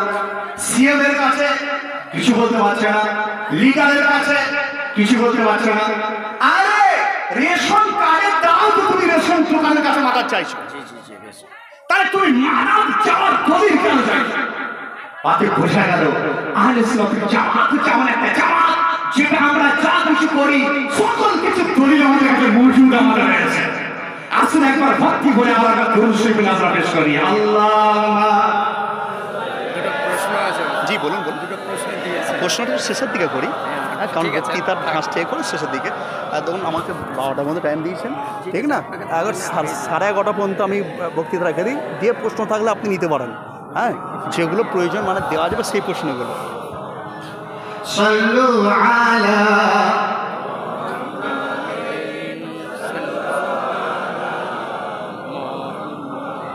সাল্লু আলা মুহাম্মাদ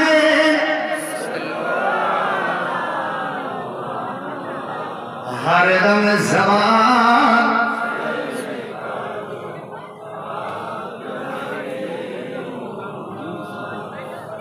হরদম জবান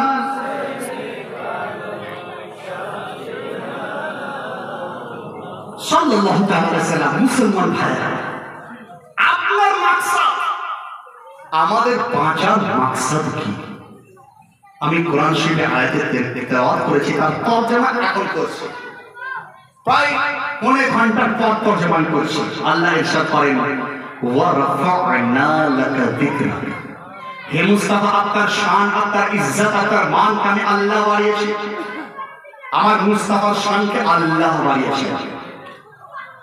আপনার এলাকাতে এইখানে আমার প্রথমবার, কিন্তু বীরভূম জেলাতে বহু জায়গা আমার জলসা হয়।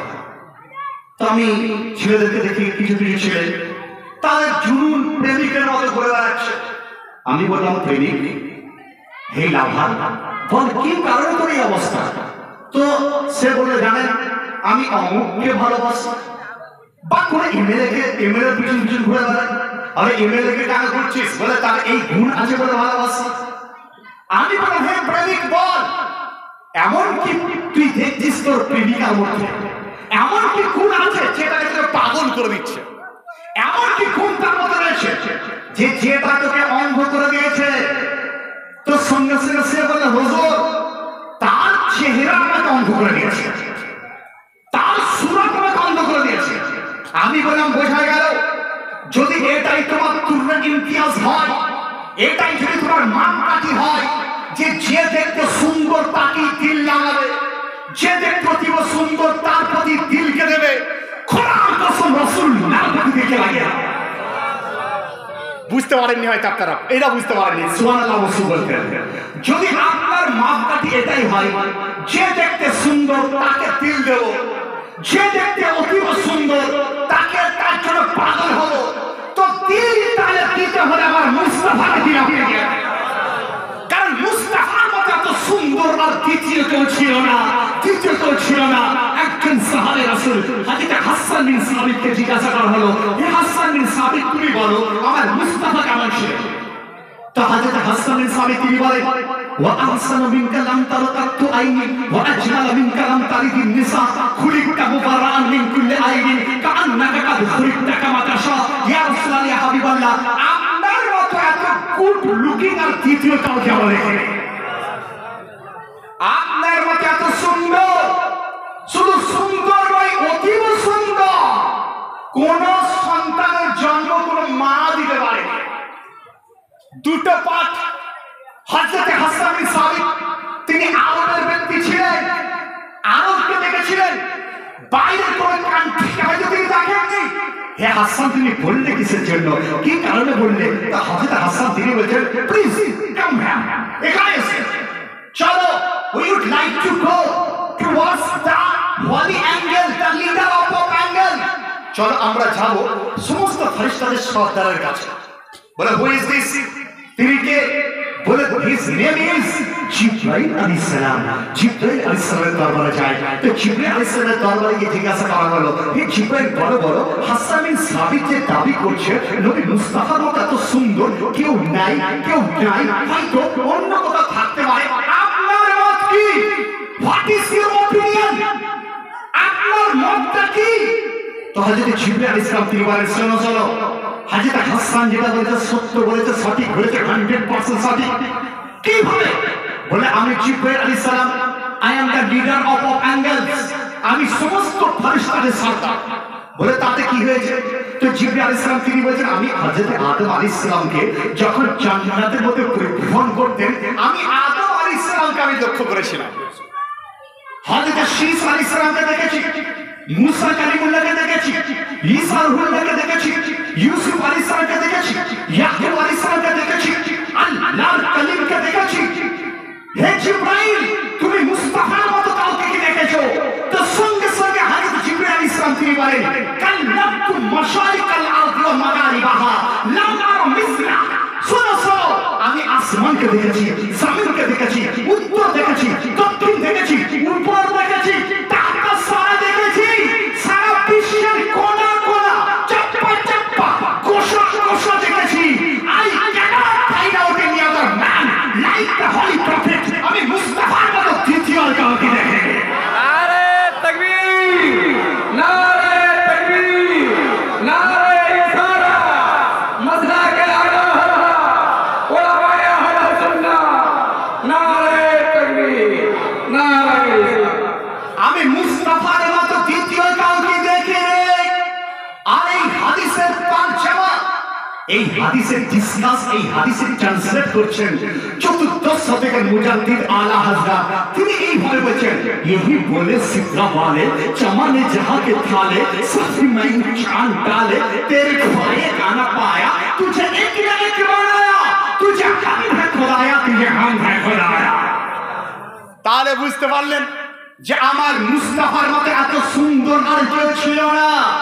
মা বোনেরা, আপনার নবীর আলোচনা হচ্ছে, আপনার নেতার আলোচনা হচ্ছে, আর যদি নবীর পাক সাহেবের আলাকের মোহাম্মত আপনার দিলে না থাকে, আপনার দিলটাকে মুর্দা দিল বলা হয়। কারণ वो जो ना थे कुछ ना था, वो जो ना हो कुछ ना हो, जान है वो जहान की जान है जहान है। वो जो ना हो तो कुछ ना हो, रसूल पाक যদি না হতেন না হন, নামাজের মধ্যে যদি রसूल পাক না থাকে নামাজ বেকার হয়ে যায়। वो जो ना हो নামাজ বেকার, वो जो ना हो রোজা বেকার, वो जो ना हो মসজিদ বেকার, वो जो ना हो মাদ্রাসা বেকার, वो जो ना हो মুসলমানের দিল বেকার, वो जो ना हो আসমান বেকার, वो जो ना हो জমিন বেকার, वो जो ना हो আমার জীবনটাই বেকার হয়েছে। वो जो ना हो कुछ ना हो, वो जो ना थे कुछ ना था, जान है वो जहान की जान है जहान है। তাহলে রাসূলের পাক সাহেবের আওলাদ যদি না থাকেন আপনার জিকিরের মধ্যে, আপনার দিলের মধ্যে, আপনার ধড়কনের মধ্যে, তাহলে কিছুই থাকতে পারে না। রাসূল পাকের মুহাব্বতকে বের করে দেওয়ার জন্য এই ওয়াহাবি মার্কা লোকেরা বুঝলেন আপনাদের পিছন করতে শুরু করেছে। এই ওয়াহাবি মার্কা নিয়ে গেল সমাজ বরবাদ করে দিচ্ছে। এই ওয়াহাবি মার্কা মার্কাজগুলো ইংলিশ মিডিয়াম নামে যে সকল ছত্র ছায়ার মতো, কচুরি পাড়ার মতো আর ব্যাঙের ছাতার মতো যে মিডিয়ামগুলো গড়ে তুলছে, সেই সকল মিডিয়াম আপনি ইংলিশ পড়তে পাঠাচ্ছেন। তারা আপনার ছেলেদেরকে ওয়াহাবি ফিরকা দিয়ে, ওয়াহাবি ফরমালা দিয়ে আপনার জানকে বেকার করে দিচ্ছে। কারণ কি ওয়াহাবিরা জানে যে যদি রাসূল পাকের মুহাব্বতের দিল মধ্যে থাকে তাহলে সালাম সে পড়বে, রাসূল পাকের মুহাব্বত যদি দিলে থাকে তাহলে চুম্বন সে দেবে, রাসূল পাকের মুহাব্বত যদি দিলে থাকে তাহলে সে কি না কি করে বসবে। হ্যাঁ হ্যাঁ, একজন যদি রাসূল পাকের আশিক হয়ে যায়, খোদার কসম গোটা পশ্চিমবঙ্গের লোক তার কদম চুমতে শুরু করে। আমাকে আমার একজন ওস্তাদ বলেছিলেন আজ থেকে প্রায় 20-25 বছর আগে, নুরুল আমিন আমরা হুজুর বলুন, বলে শোনো, যদি তুমি সঠিকভাবে শরীয়তের কথা বলো আর আমল করো, রাসূল পাকের মুহাব্বত যদি তোমার দিলে থাকে আর রাসূল পাকের তালিম, রাসূল পাকের প্রশংসা যদি স্টেজে স্টেজে করো, এইভাবে তিনি বলছিলেন, তাহলে পশ্চিমবঙ্গের লোক তোমার হাত পা চুমতে শুরু করবে। আমি দেখেছিলাম সেই দিন কথা ছিল, আজ প্র্যাকটিক্যালি সেটা হয়ে গেছে। তাহলে যদি আমার মতো একজন অধম দুর্বল লোকের অবস্থা হয়, আপনার গ্রামে হাজার বাসিন্দা কেউ কি আপনার নাই যে রাসূল পাকের শানে গুস্তাখি করবে, তার উত্তর আপনি দিয়ে দেবেন? হ্যাঁ হ্যাঁ, উত্তরটা দিয়ে দেয়। মা বোন কেমন উত্তর দিতেন দেখুন। মা বোন রাসূল পাকের শানে যদি বেয়াদবি করতো তার উত্তর কেমন দিত দেখুন। একজন মা উহুদের মাঠের দিকে ছুটে ছুটে চলে যাচ্ছেন, উহুদের মাঠে যাচ্ছেন, বোরকা পরিধান করে, লোকেরা বলে মা যাবে কোথায়, তো মা বলে যে উহুদের মাঠের দিকে যাচ্ছে। বলে কারণ আমার মুস্তাফার খোঁজ নিয়ে আসতে যাচ্ছে। লোকেরা বলল বেটি মুস্তাফার খোঁজ পরে নিবি, আগে তোর স্বামীর খবর শোন, তোর স্বামী শহীদ হয়ে গেছে। তো ওই মা তিনি উত্তর দিয়েছিলেন, ডোন্ট ওয়ারি, নো প্রবলেম, কোনো সমস্যা নাই, স্বামী চলে গেছে, ইন্না লিল্লাহি ওয়া ইন্না ইলাইহি রাজিউন, কোনো অসুবিধা নাই, আমার মুস্তাফা কেমন তিনি আছেন। আবার সামনে গেছেন, জিজ্ঞাসা করেছে মা যাবি কোথায়, তিনি বললেন উহুদের মাঠে যাব। বলে মা কি করতে, বলে মুস্তাফার খবর আনতে।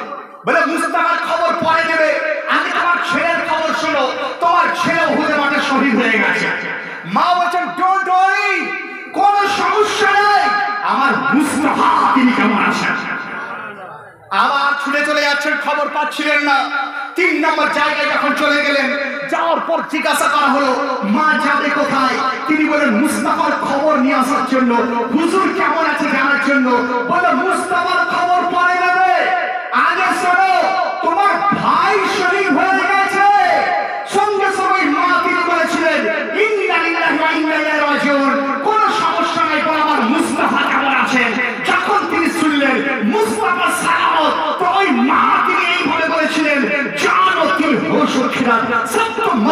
पहुंचे तुम नहीं चलते रजा सारा तो सामान गया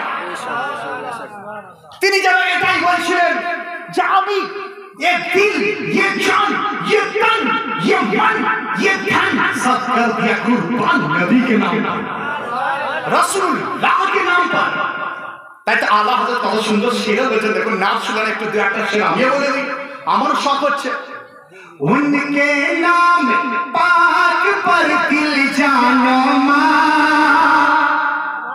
उनके नाम पाक पर दिल जानो मां न जीतिया सब जीतिया फिर तुझको क्या न जीतिया सब जीतिया फिर तुझको क्या सर सुए रोजा झुका फिर तुझको क्या तुझको क्या दिल फसाज दिन जी दिया फिर तुझको क्या অনেক লম্বা রাত সারা প্রয়োজন পড়লে দুটো একটা করে আলো শোনাবো তো ওই মা তিনি উত্তর দিয়েছিলেন যে রাসূলের পাক তিনি জিন্দা আছেন মানে খোদার কসম সারা বিশ্ব জিন্দা রয়েছে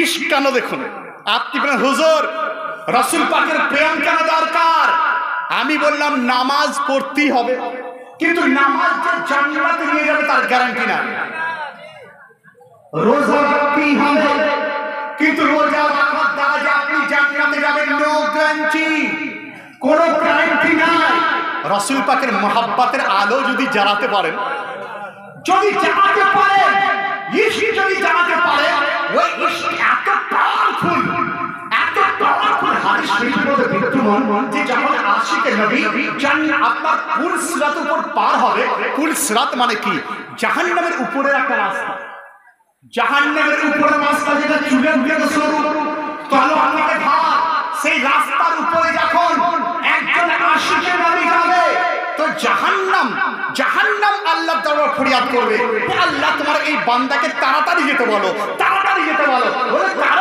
কারণ তার মধ্যে ইশকে মুস্তাফা রয়েছে মুস্তাফার ইশক যেন আমার আগুনকে নিভিয়ে দিয়েছে রাসূল পাকের ইশক যদি দিলের মধ্যে থাকে জাহান্নামও পানা যায় যে আশিকে রাসূলের জন্য আমার আগুন যেন নিভে হয়ে যায় চতুর্থ শতকের মুজাদ্দিদ যখন এই হাদিসটা পড়লেন তিনি কত সুন্দর শের লিখে দেখলেন आए इश्क तेरे सदके जलने से छूटे ससके आए इश्क तेरे सदके जलने से छूटे ससके वो आग बुझा देगी जो आग लगाई है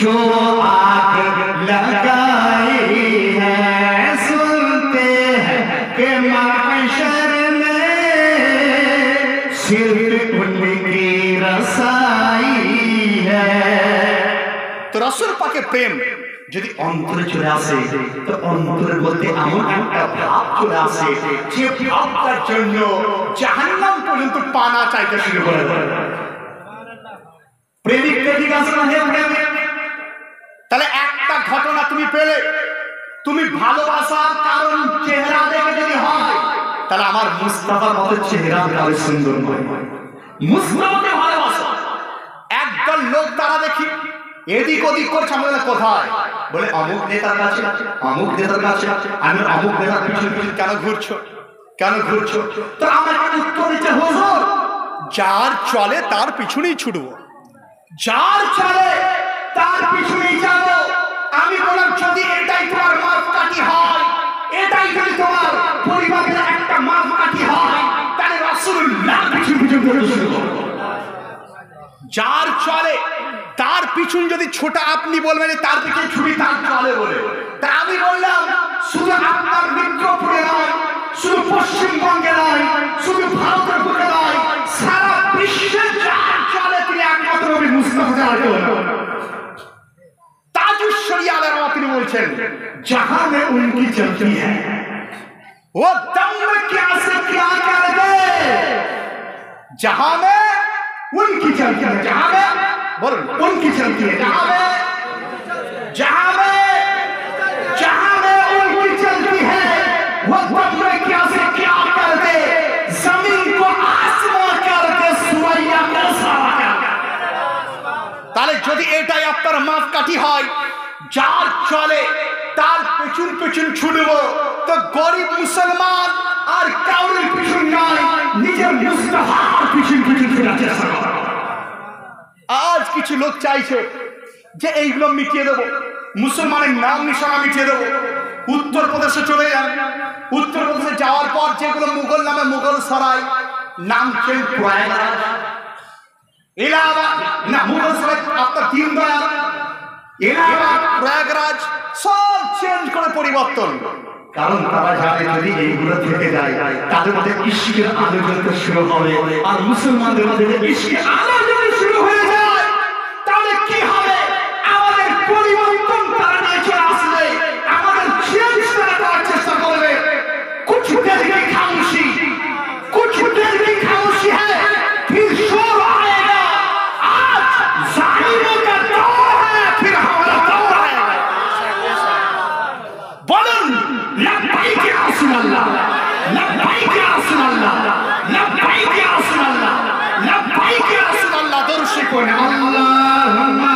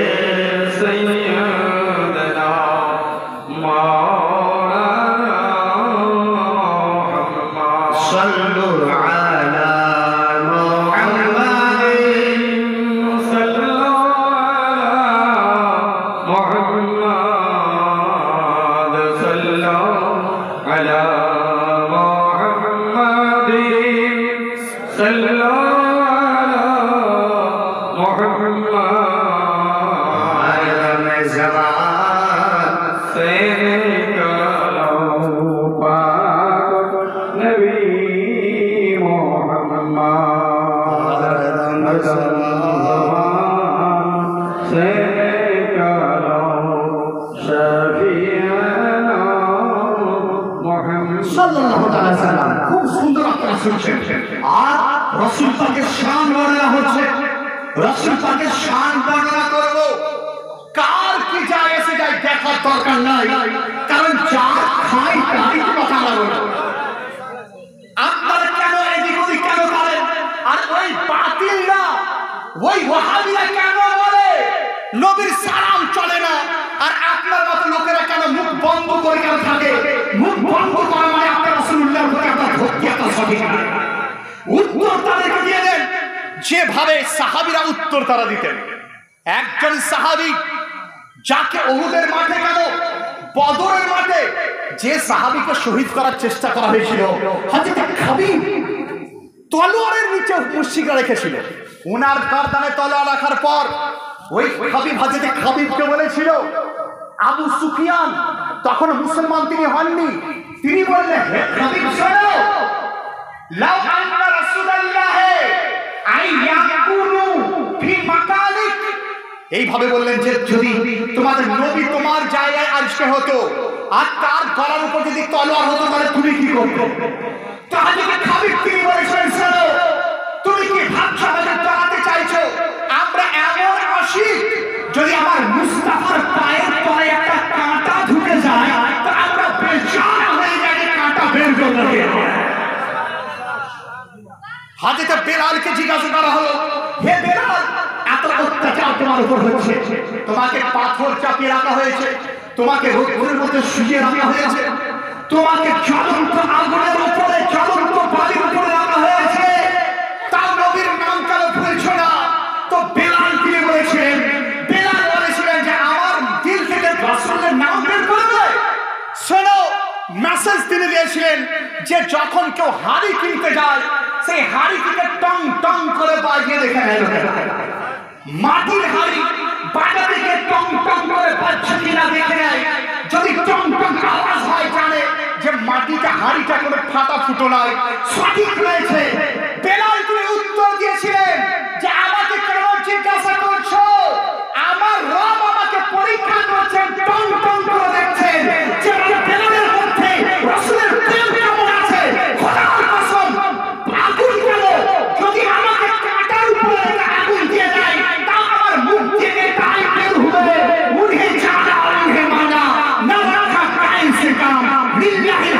দুনিয়া से रसूल नारे तकबीर, नारे तकबीर, नारे रिसालत, उलमाए अहले सुन्नाह। বোঝা গেল রাসূল পাকের প্রেম হচ্ছে আত্মার দিলে ভরা। রাসূল পাকের মহব্বত যে দিলের মধ্যে নাই সেই দিল বেকার হয়ে যায়। রাসূল পাকের মহব্বত যদি অন্তর না থাকে আত্মার মুসলমানের পরিচয় দেয়া যায়। আমি পড়েছি ওয়ানা লাকা যিকরা, হে হাবিব আপনার নামকে, আপনার ইজ্জতকে, আপনার মানকে বাড়িয়েছে। হে আল্লাহ রাব্বুল আলামিন কেমন বাড়ালে? তো আল্লাহ রাব্বুল আলামিন উত্তর দেন। হযরত ইমাম জাওয়াদি সিদ্দি তার কিতাবের মধ্যে তিনি উল্লেখ করেছেন জামিউ সাহিহের মধ্যে, ইযা যুকিরতা মাইয়া, হে মুস্তাফা যেখানে যেখানে আমার জিকির হবে সেখানে আপনার জিকির হয়ে যাবে। যেখানে আমার জিকির সেখানে তোমার জিকির। হ্যাঁ হ্যাঁ, আযানের মধ্যে আল্লাহর জিকির, নবী মুস্তাফার জিকির সঙ্গে সঙ্গে, নামাজের মধ্যে আল্লাহর জিকির, নবী মুস্তাফার জিকির সঙ্গে সঙ্গে। একটা লোক বলে নবীর সালাম পড়বো কেন? আপনি বলবেন যে ইশকে বাড়াতে গেলে ইশকের তো পরিচয় দিতেই হবে। আমরা ইশকের ইজহার করার জন্য নবী মুস্তাফার সালামকে পেশ করি, নবী মুস্তাফার কথা আমরা বলি। আমাদের মুখ দিয়ে যখনই খুলে রাসূলুল্লাহ আলাইহি করি, তারা বলেন নামাজের মধ্যে আছে নাকি? উত্তর দেন হ্যাঁ হ্যাঁ, নামাজ ততক্ষণ পর্যন্ত কমপ্লিট হতে পারে না যতক্ষণ পর্যন্ত না রাসূলুল্লাহর শানে সালাম পড়ানো হবে। রাসূলের শানে সালাম পড়ানো হয়। আপনি বলেন মাওলানা সাহেব কোথায় দলিল? আমি বললাম আত-তাহিয়াতুর মধ্যে দলিল রয়েছে। নামাজ পড়ি আল্লাহর জন্য, ইবাদত আল্লাহর জন্য, কিন্তু আল্লাহ রাব্বুল আলামিন তিনি বলেন হ্যাঁ আমার ইবাদত, কিন্তু নবী মুস্তাফার চর্চা করতে হবে। ইবাদত আমার, চর্চা নবী মুস্তাফা। কিভাবে? তাশাহুদ তোমরা পড়ো, তা আমরা তাশাহুদ করি আত-তাহিয়াতু লিল্লাহি ওয়াস সালাওয়াতু ওয়াত তাইয়্যিবাতু আসসালামু আলাইকা আইয়ুহান নবী। সালাম পেশ করি কিনা? আসসালামু আলাইকা আইয়ুহান নবী, সালাম পেশ করি। বাতিলদের উত্তর দেবে যে যদি আমরা সালাম না করি, আর থেকে প্রশ্ন করেছে সালাম করা চলে না, উত্তর দেবে যদি সালাম না করি তো আমাদের নামাজ কমপ্লিট হয়। নামাজ কমপ্লিট করার জন্য সালামের প্রয়োজন হয়ে যায়। রাসূল পাক সাল্লাল্লাহু আলাইহি ওয়াসাল্লামের জিকির যদি না হয় নামাজ কমপ্লিট হতে পারে না।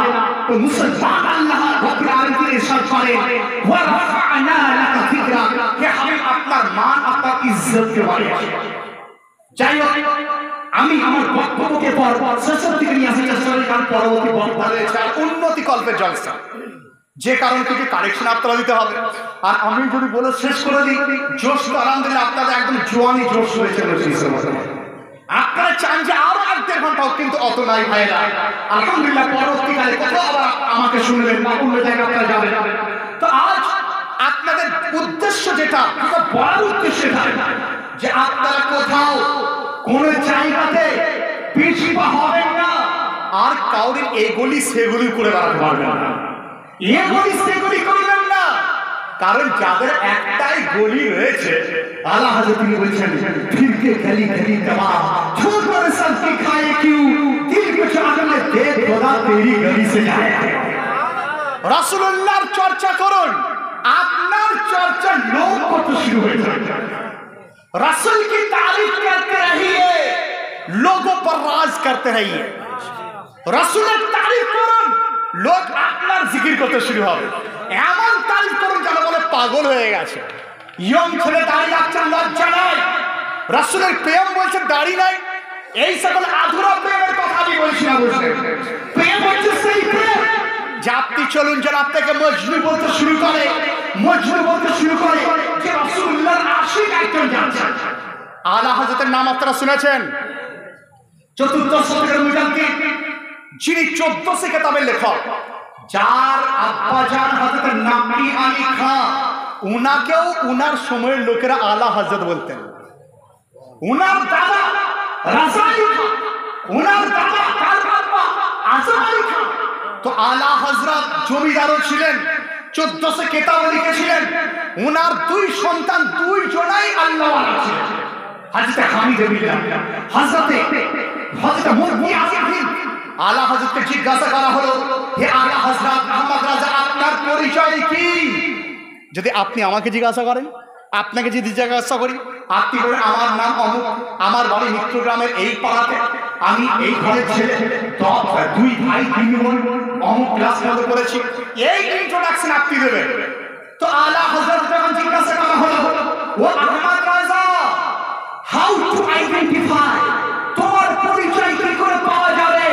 তো আলা হযরত এটা বলেননি, मेरे वालिद साहब नाकी अली खान मुफ्ती आजम हिंद के ये नहीं कहा था कि मेरे वालिद मेरे दादा परदादा नाना दादा अल्लाह वाला है, ये नहीं कहा था मेरा बड़े बेटा हजरत हामिद है वो अल्लाह के वली है, ये नहीं कहा था मुफ्ती आजम हिंद है मेरा बेटा, ये नहीं कहा था मैंने 1400 किताब तक जानी है, ये नहीं कहा था कि मैं कई ज़बान जानता हूँ। जब पूछा जाता है आपकी तारीफ किया है, आपका परिचय की, तो आला हज़रत बोले मैं गधा हूँ उस गली का, मैं गधा हूँ उस गली का जिसमें, मैं गधा हूँ उस गली का जिसमें मांगते ताजदार फिरते हैं। তিনি বলেছিল আমি সেই গলির গোলাম, যে গোলামের বিশ্বের বড় বড় উঁচু মাথার লোকেরাও যেখানে নিজের গালদানকে কাটাতে যায়, সেই দরবারে গোলাম আমি রয়েছে। আবার তিনি বলেছিলেন মাই গাদা তু বাদশাহ ভরতে প্যারা নূর কা, নূর দিন তু নাম তেরা কে পারিসত কা নূর কা। আলা হযরতকে জিজ্ঞাসা করা হলো রাসূলুল্লাহর প্রশংসা আপনি করুন, কিভাবে আপনি করবেন? তিনি বললেন যে কিভাবে করতে হবে, বলে একটি ভাষা নয়, চারটি ভাষাতে করতে হবে। তো বারেলি তাজদার চতুর্থ শতকের মুফাসসির তিনি উত্তর দিয়েছিলেন, স্যার রাসূল পাকের তারিখ তিনি এইভাবে গদ্য করলেন। তিনি বলেছিলেন লাম ইয়াতি নাযীরুকা ফি নাযারিন, লাম ইয়াতি নাযীরুকা ফি নাযারিন মিথলে তুনাশিত पैदा जाना जग राज को ताज तोरे सर सो है तुझको शहे दूसरा जाना। আপনার মতো এত সুন্দর আর দ্বিতীয় আমরা কাউকে দেখিনি, দ্বিতীয় কাউকে পাইনি। তো ভাইরা বক্তব্যের টাইম প্রায় লেন্থ আমার শেষ হয়ে গেছে, একটা প্রশ্ন রয়েছে বুঝলেন, প্রশ্নের উত্তর যদি দিতে যাচ্ছি টাইম ওভার, আর উত্তর না দিলে যারা প্রশ্ন করেছেন তাদের মনের মধ্যে একটা ডাউট থেকে যাবে।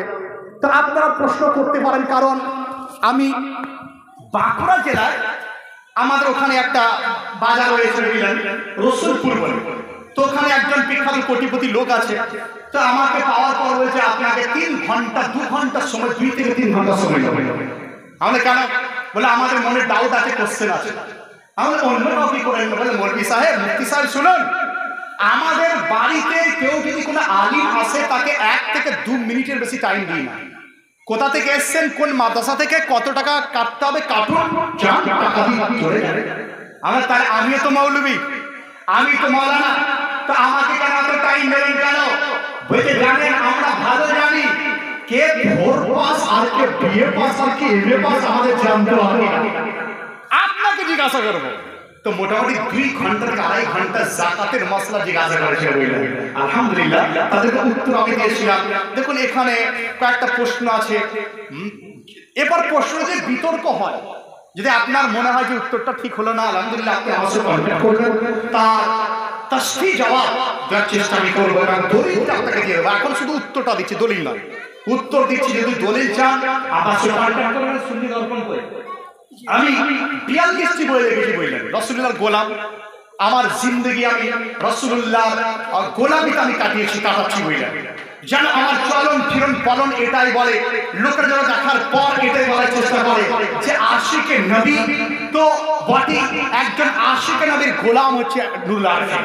তো এই জন্য আমি আপনাদের সম্মুখে সুন্নি দর্পণ পত্রিকা 3 মাস পর পর বের হয়, 3 মাস পর পর। তো এটা হচ্ছে আগের সংখ্যার আগে, এটা হচ্ছে রিসেন্ট সংখ্যা আপনার এই ফেব্রুয়ারি মার্চ, এর মধ্যে রোজার অনেক মশলা পেয়ে যাবেন। এই সামনে রোজার মাস আছে এবং ওহাবিদের বাতিলের উত্তরের মধ্যে দেওয়া আছে, মাত্র 30 টাকা মূল্য। যদি মনে করেন কয়েকটি সাথে নিয়ে যাবেন। আর আমি চাইছি না মহল খারাপ করতে, কারণ উন্নতি কল্পে তাদেরকে অত কালেকশন দিতে হবে। প্রশ্ন, মসজিদে জানালা দিয়ে থুতু ফেলা যাবে কিনা? মসজিদে জানালা দিয়ে থুতু ফেলা যাবে কিনা? প্রশ্নটা বোঝার চেষ্টা করুন। যদি জানালা হয় পশ্চিম দিকে তাহলে একদম নিষেধ, হারাম, চলবে না, আপনার ভিতরে নামাজও হবে না। বলা হচ্ছে কোন ইমাম সাহেব যদি পশ্চিম দিকে মুখ করে থুতু ফেলে তাহলে তার পিছনে নামাজ পড়া যাবে না। একদল লোক হাবু জাবু বিভিন্ন নামে পরিচিত আপনাদের এলাকাতে, তারা বাথরুম তৈরি করছে পূর্ব পশ্চিমের দিকে। আমি আসছি বর্ধমান থেকে, তো ওই কুলিকান্দি পার হয়ে একটা মসজিদে গেলাম, তো দেখছি যে বাথরুমের প্যান বসেছে একদম পূর্ব পশ্চিম। আমরা এটা আবার কি কারণ? তো আমাকে আমার মনের মধ্যে এলো যে ওরা ওই হাদিসের উপর আমল করে, একটা হাদিসের উপরে। হাদিসটা কি? তারা বলে যে হাদিসের মধ্যে আছে রাসূল পাক তিনি ইরশাদ করেছেন শাররিকু আও গাররিবু, যদি তোমাদের পেশাব পায়খানা বা ইস্তেঞ্জা করার প্রয়োজন হয় তাহলে পশ্চিম দিকে কিংবা পূর্ব দিকে মুখ করে বসো। তারা এই হাদিসটুকু আমল করে। আর হাদিসটা বুখারী শরীফের মধ্যে আছে। আপনারা চুপ হয়ে গেলেন, ডাউটের মধ্যে পড়ে গেলেন যে মাওলানা সাহেব হাদিসের মধ্যে আছে, তাহলে তো তাদের কথা সঠিক। আমিও তো বলছি হাদিসের মধ্যে আছে যে পশ্চিম দিকে আর পূর্ব দিকে ইস্তেঞ্জা করার কথা রয়েছে, কিন্তু হাদিস বুঝতে গেলে তিনটে বিষয় বুঝতে হবে। হাদিস জানতে গেলে এক হচ্ছে স্থান, কাল, পাত্রকে জানতে হবে, না হলে আপনি বুঝতে পারবেন না।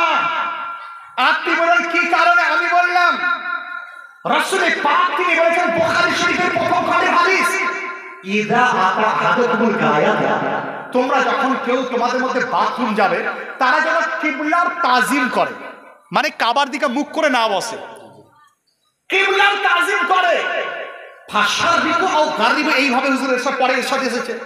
কিন্তু যদি মনে করে পূর্ব দিকে আর পশ্চিম দিকে মুখ করে বসতে পারে, দেখুন কিবলার তাজিম করবে আবার পূর্ব পশ্চিমে বসবে, ডাউট হলো কিনা যে বলছেন কিবলা মানে পশ্চিম দিকে, তাহলে তাজিম হবে কি করে?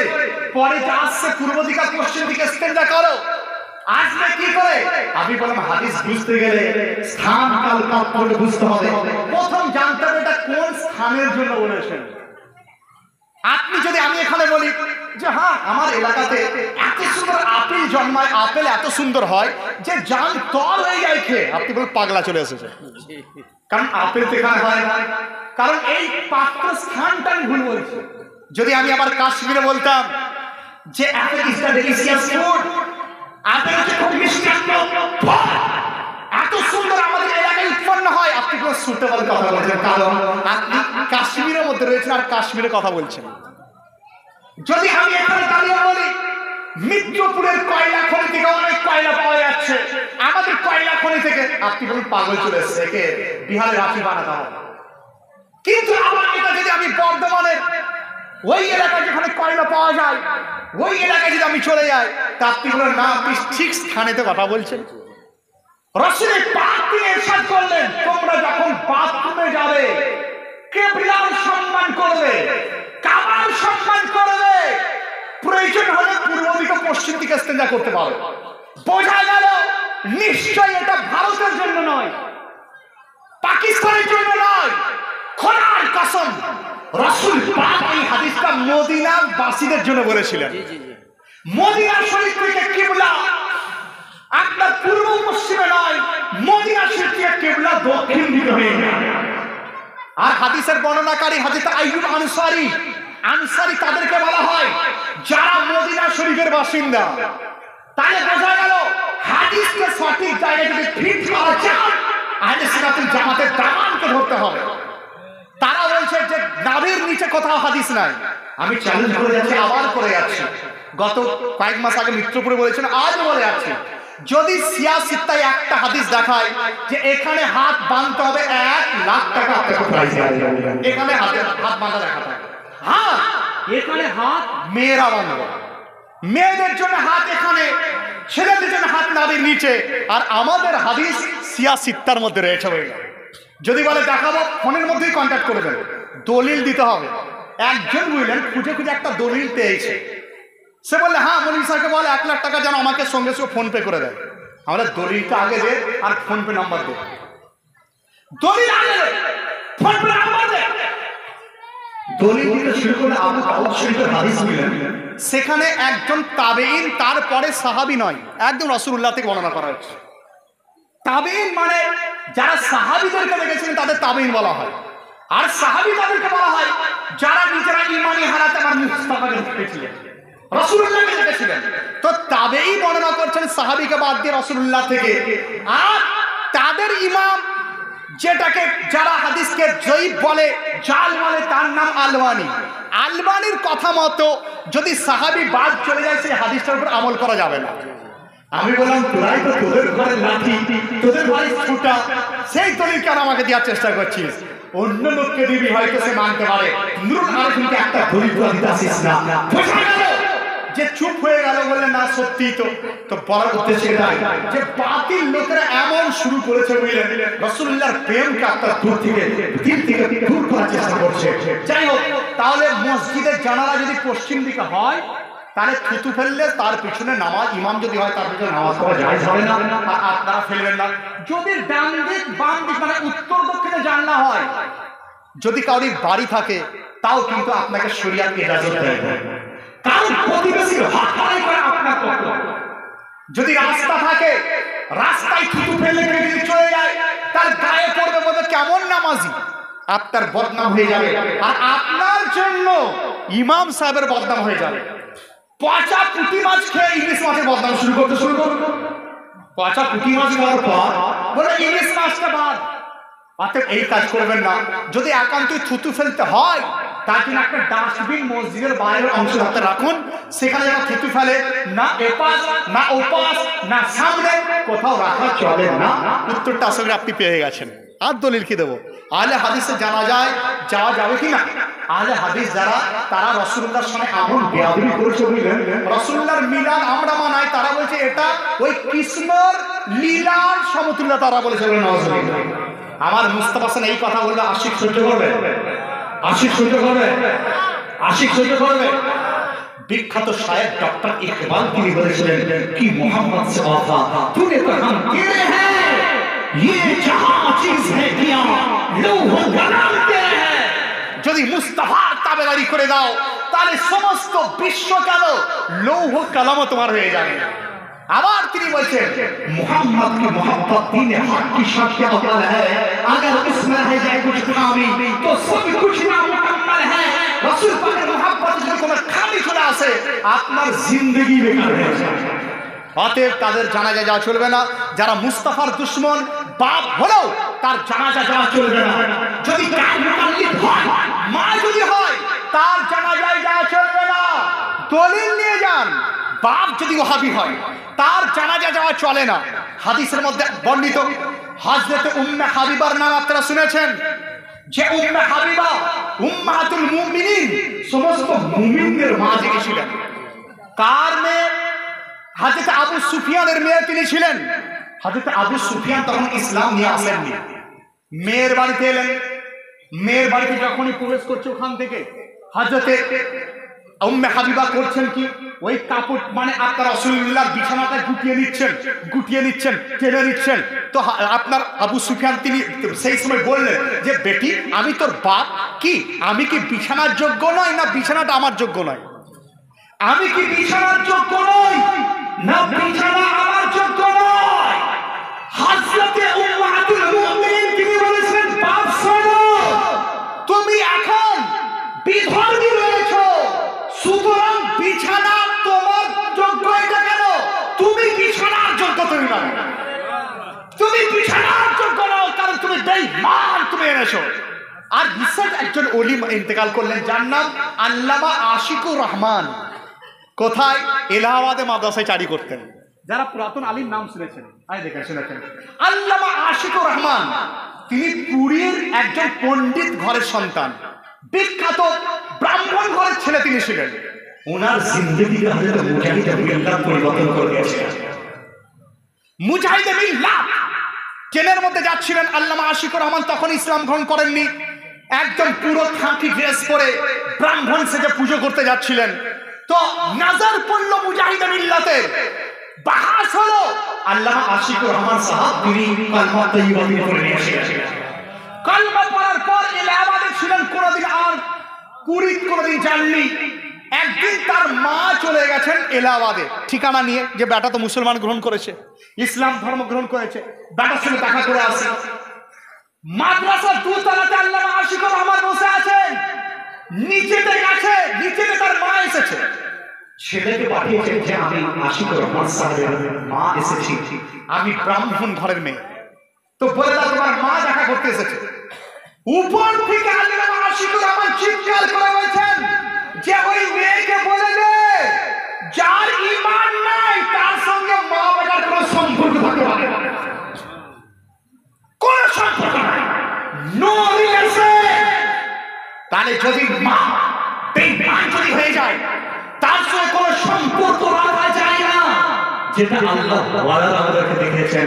হুজুর আলা হযরত তিনি বলছেন যে শোনো শোনো, তুঝসে और जन्नत से क्या मतलब, तुझसे और जन्नत से क्या मतलब, वहां भी दूर हो, हम রাসূলুল্লাহ के जन्नत রাসূলুল্লাह के। অতএব উত্তর আপনারা পেলেন, আহলে হাদিস যদি মা হয় তার জানাজা পড়া চলে না, যদি বাপ হয় তার মা জানাজা পড়া চলে না।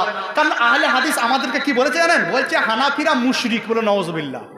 আমাদেরকে মুশরিক বলে, তারা আমাকে আপনাকে মুশরিক বলবে আর আপনি জানাজা যাবেন, আপনি তো দিনের গদ্দার, আপনি হয়ে যাবেন। অতএব কখনো এটা হবে না। নামুসে নবী কি খাতির, নামুসে নবী কি খাতির हर कुत्तों से टकराएंगे। রাসূল পাকের ইজ্জতের জন্য সমস্ত জালিমদের সঙ্গে মোকাবেলা হবে। নামুসে নবী কি খাতির हर बेईमान से टकराएंगे, हम इश्क मुस्तफा का परचम हर गली पे लहराएंगे। बोलो लब्बैक या रसूल अल्लाह, लब्बैक या रसूल अल्लाह, लब्बैक या रसूल अल्लाह, लब्बैक या रसूल अल्लाह। তাহলে উত্তর পেয়ে গেলেন, যাওয়া চলে না। মসজিদে মাইকে আজান দ্বারা হাদিস কি কি লিখেছে না, আজান ছাড়া হাদিস বলা যাবে কি? মসজিদে মাইক আজান ছাড়া কি লিখেছে? অন্যান্য আদার্স কিছু বলা যাবে? আজান ছাড়া নাচ শরীফ করা যাবে, সালাতু সালাম দেওয়া যাবে। আদার্স মানে আপনি কি বুঝাতে চাইছেন এটা আমি বুঝতে পারছি না, কি বলতে আছেন? লোক মারা গেল, লোক মারা গেল ইত্যাদিতে যদি আপনারা মাইকটা কেনেন যে আজান ছাড়াও অন্য কিছু আমরা করব, কিন্তু মসজিদের চত্র নয়, বাইরে যদি নিয়ত থাকে, সেটা যদি নিয়ত থাকে শুধু আজানের জন্য, শুধু আজানের জন্য সেটা ব্যবহার করবেন। যাই হোক, প্রশ্নের পর্ব শেষ। খুব মানে আমি পেলাম যে প্রশ্নগুলো উত্তর দিতে পেরেছি। আমার টাইম মাত্র 7টা মিনিট টাইম আছে। একবার দরুদ শরীফ পড়ুন, আর কিছু কথা বলে আমার বক্তব্য সমাপ্তি নিয়ে আসি। আল্লাহুম্মা 12টা বাজতে যাচ্ছে, বক্তা নিয়ে আসেন।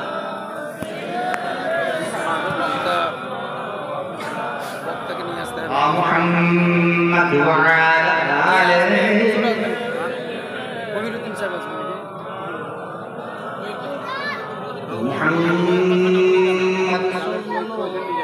على محمد صلوا على محمد हर दम ज़बान से निकालो पाक नबी মুহাম্মদ সাল্লাল্লাহু আলাইহি ওয়াসাল্লাম। দেখুন এই পত্রিকার জন্য বললাম, আপনারা কি এখনো বিসমিল্লাহ করেননি? তো অবশ্যই এই ধরনের অনেক কথা এর মধ্যে মাসে রয়েছে, আপনি করুন, মা বোনদেরকে পড়ান। মা বোনেরা আপনাদের জন্য বহু কিছু বলার ছিল, কখনো অন্য সময় আমাকে বলবেন, ইনশাআল্লাহ আপনাদের মাসলা মাসাইল সম্বন্ধে, আপনার জিন্দেগি যাপন কিভাবে করতে হবে সেই সম্বন্ধে কখনো বলবো। 5 মিনিটে 5টি কথা আপনাদের বলে দিই।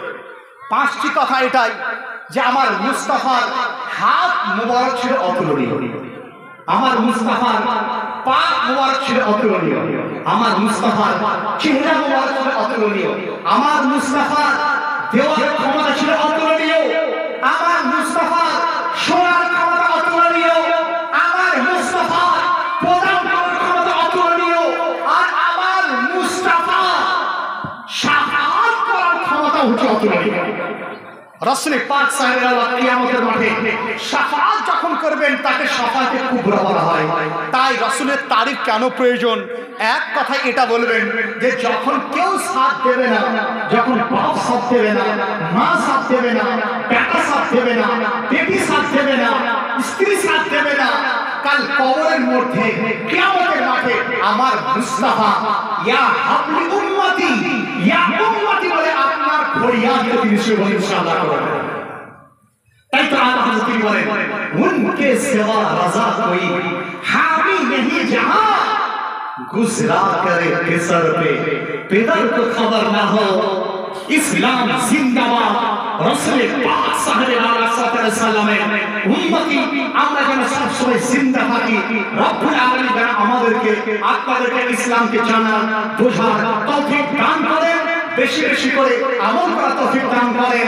বক্তব্যের মধ্যে ভুল ত্রুটি যদি হয় আমি আপনাদের সম্মুখে ক্ষমা প্রার্থী, ভাই হিসাবে, দাদা হিসাবে, ছেলে হিসাবে মাফ করবেন। আর রাসূলুল্লাহর দরবারে এবং আমাদের সৃষ্টিকর্তা আল্লাহর দরবারে আমি ইস্তেগফার করি, ইয়া রাসূলুল্লাহ আপনি আমাকে আপনার এই নাদান এই আপনার এই কমজোর উম্মতিকে ইয়া রাসূলুল্লাহ আপনি মাফ করে দেন। আল্লাহর দরবারে ফরিয়াদ করি, হে আল্লাহ তোমার এই যঈফ বান্দাকে তুমি মাফ করে দাও। এই বলে আমার বক্তব্য এই পর্যন্তই। হায়াত বাকি তো মুলাকাত বাকি। ছোট করে একটু দোয়া করবো যে বিদায় নেব, কারণ আমাকে আবার বলেন ট্রেন ধরে বর্তমানে তা শুন একবার দর্শক আমি দোয়া করে আপনার সঙ্গে বিদায় নেব।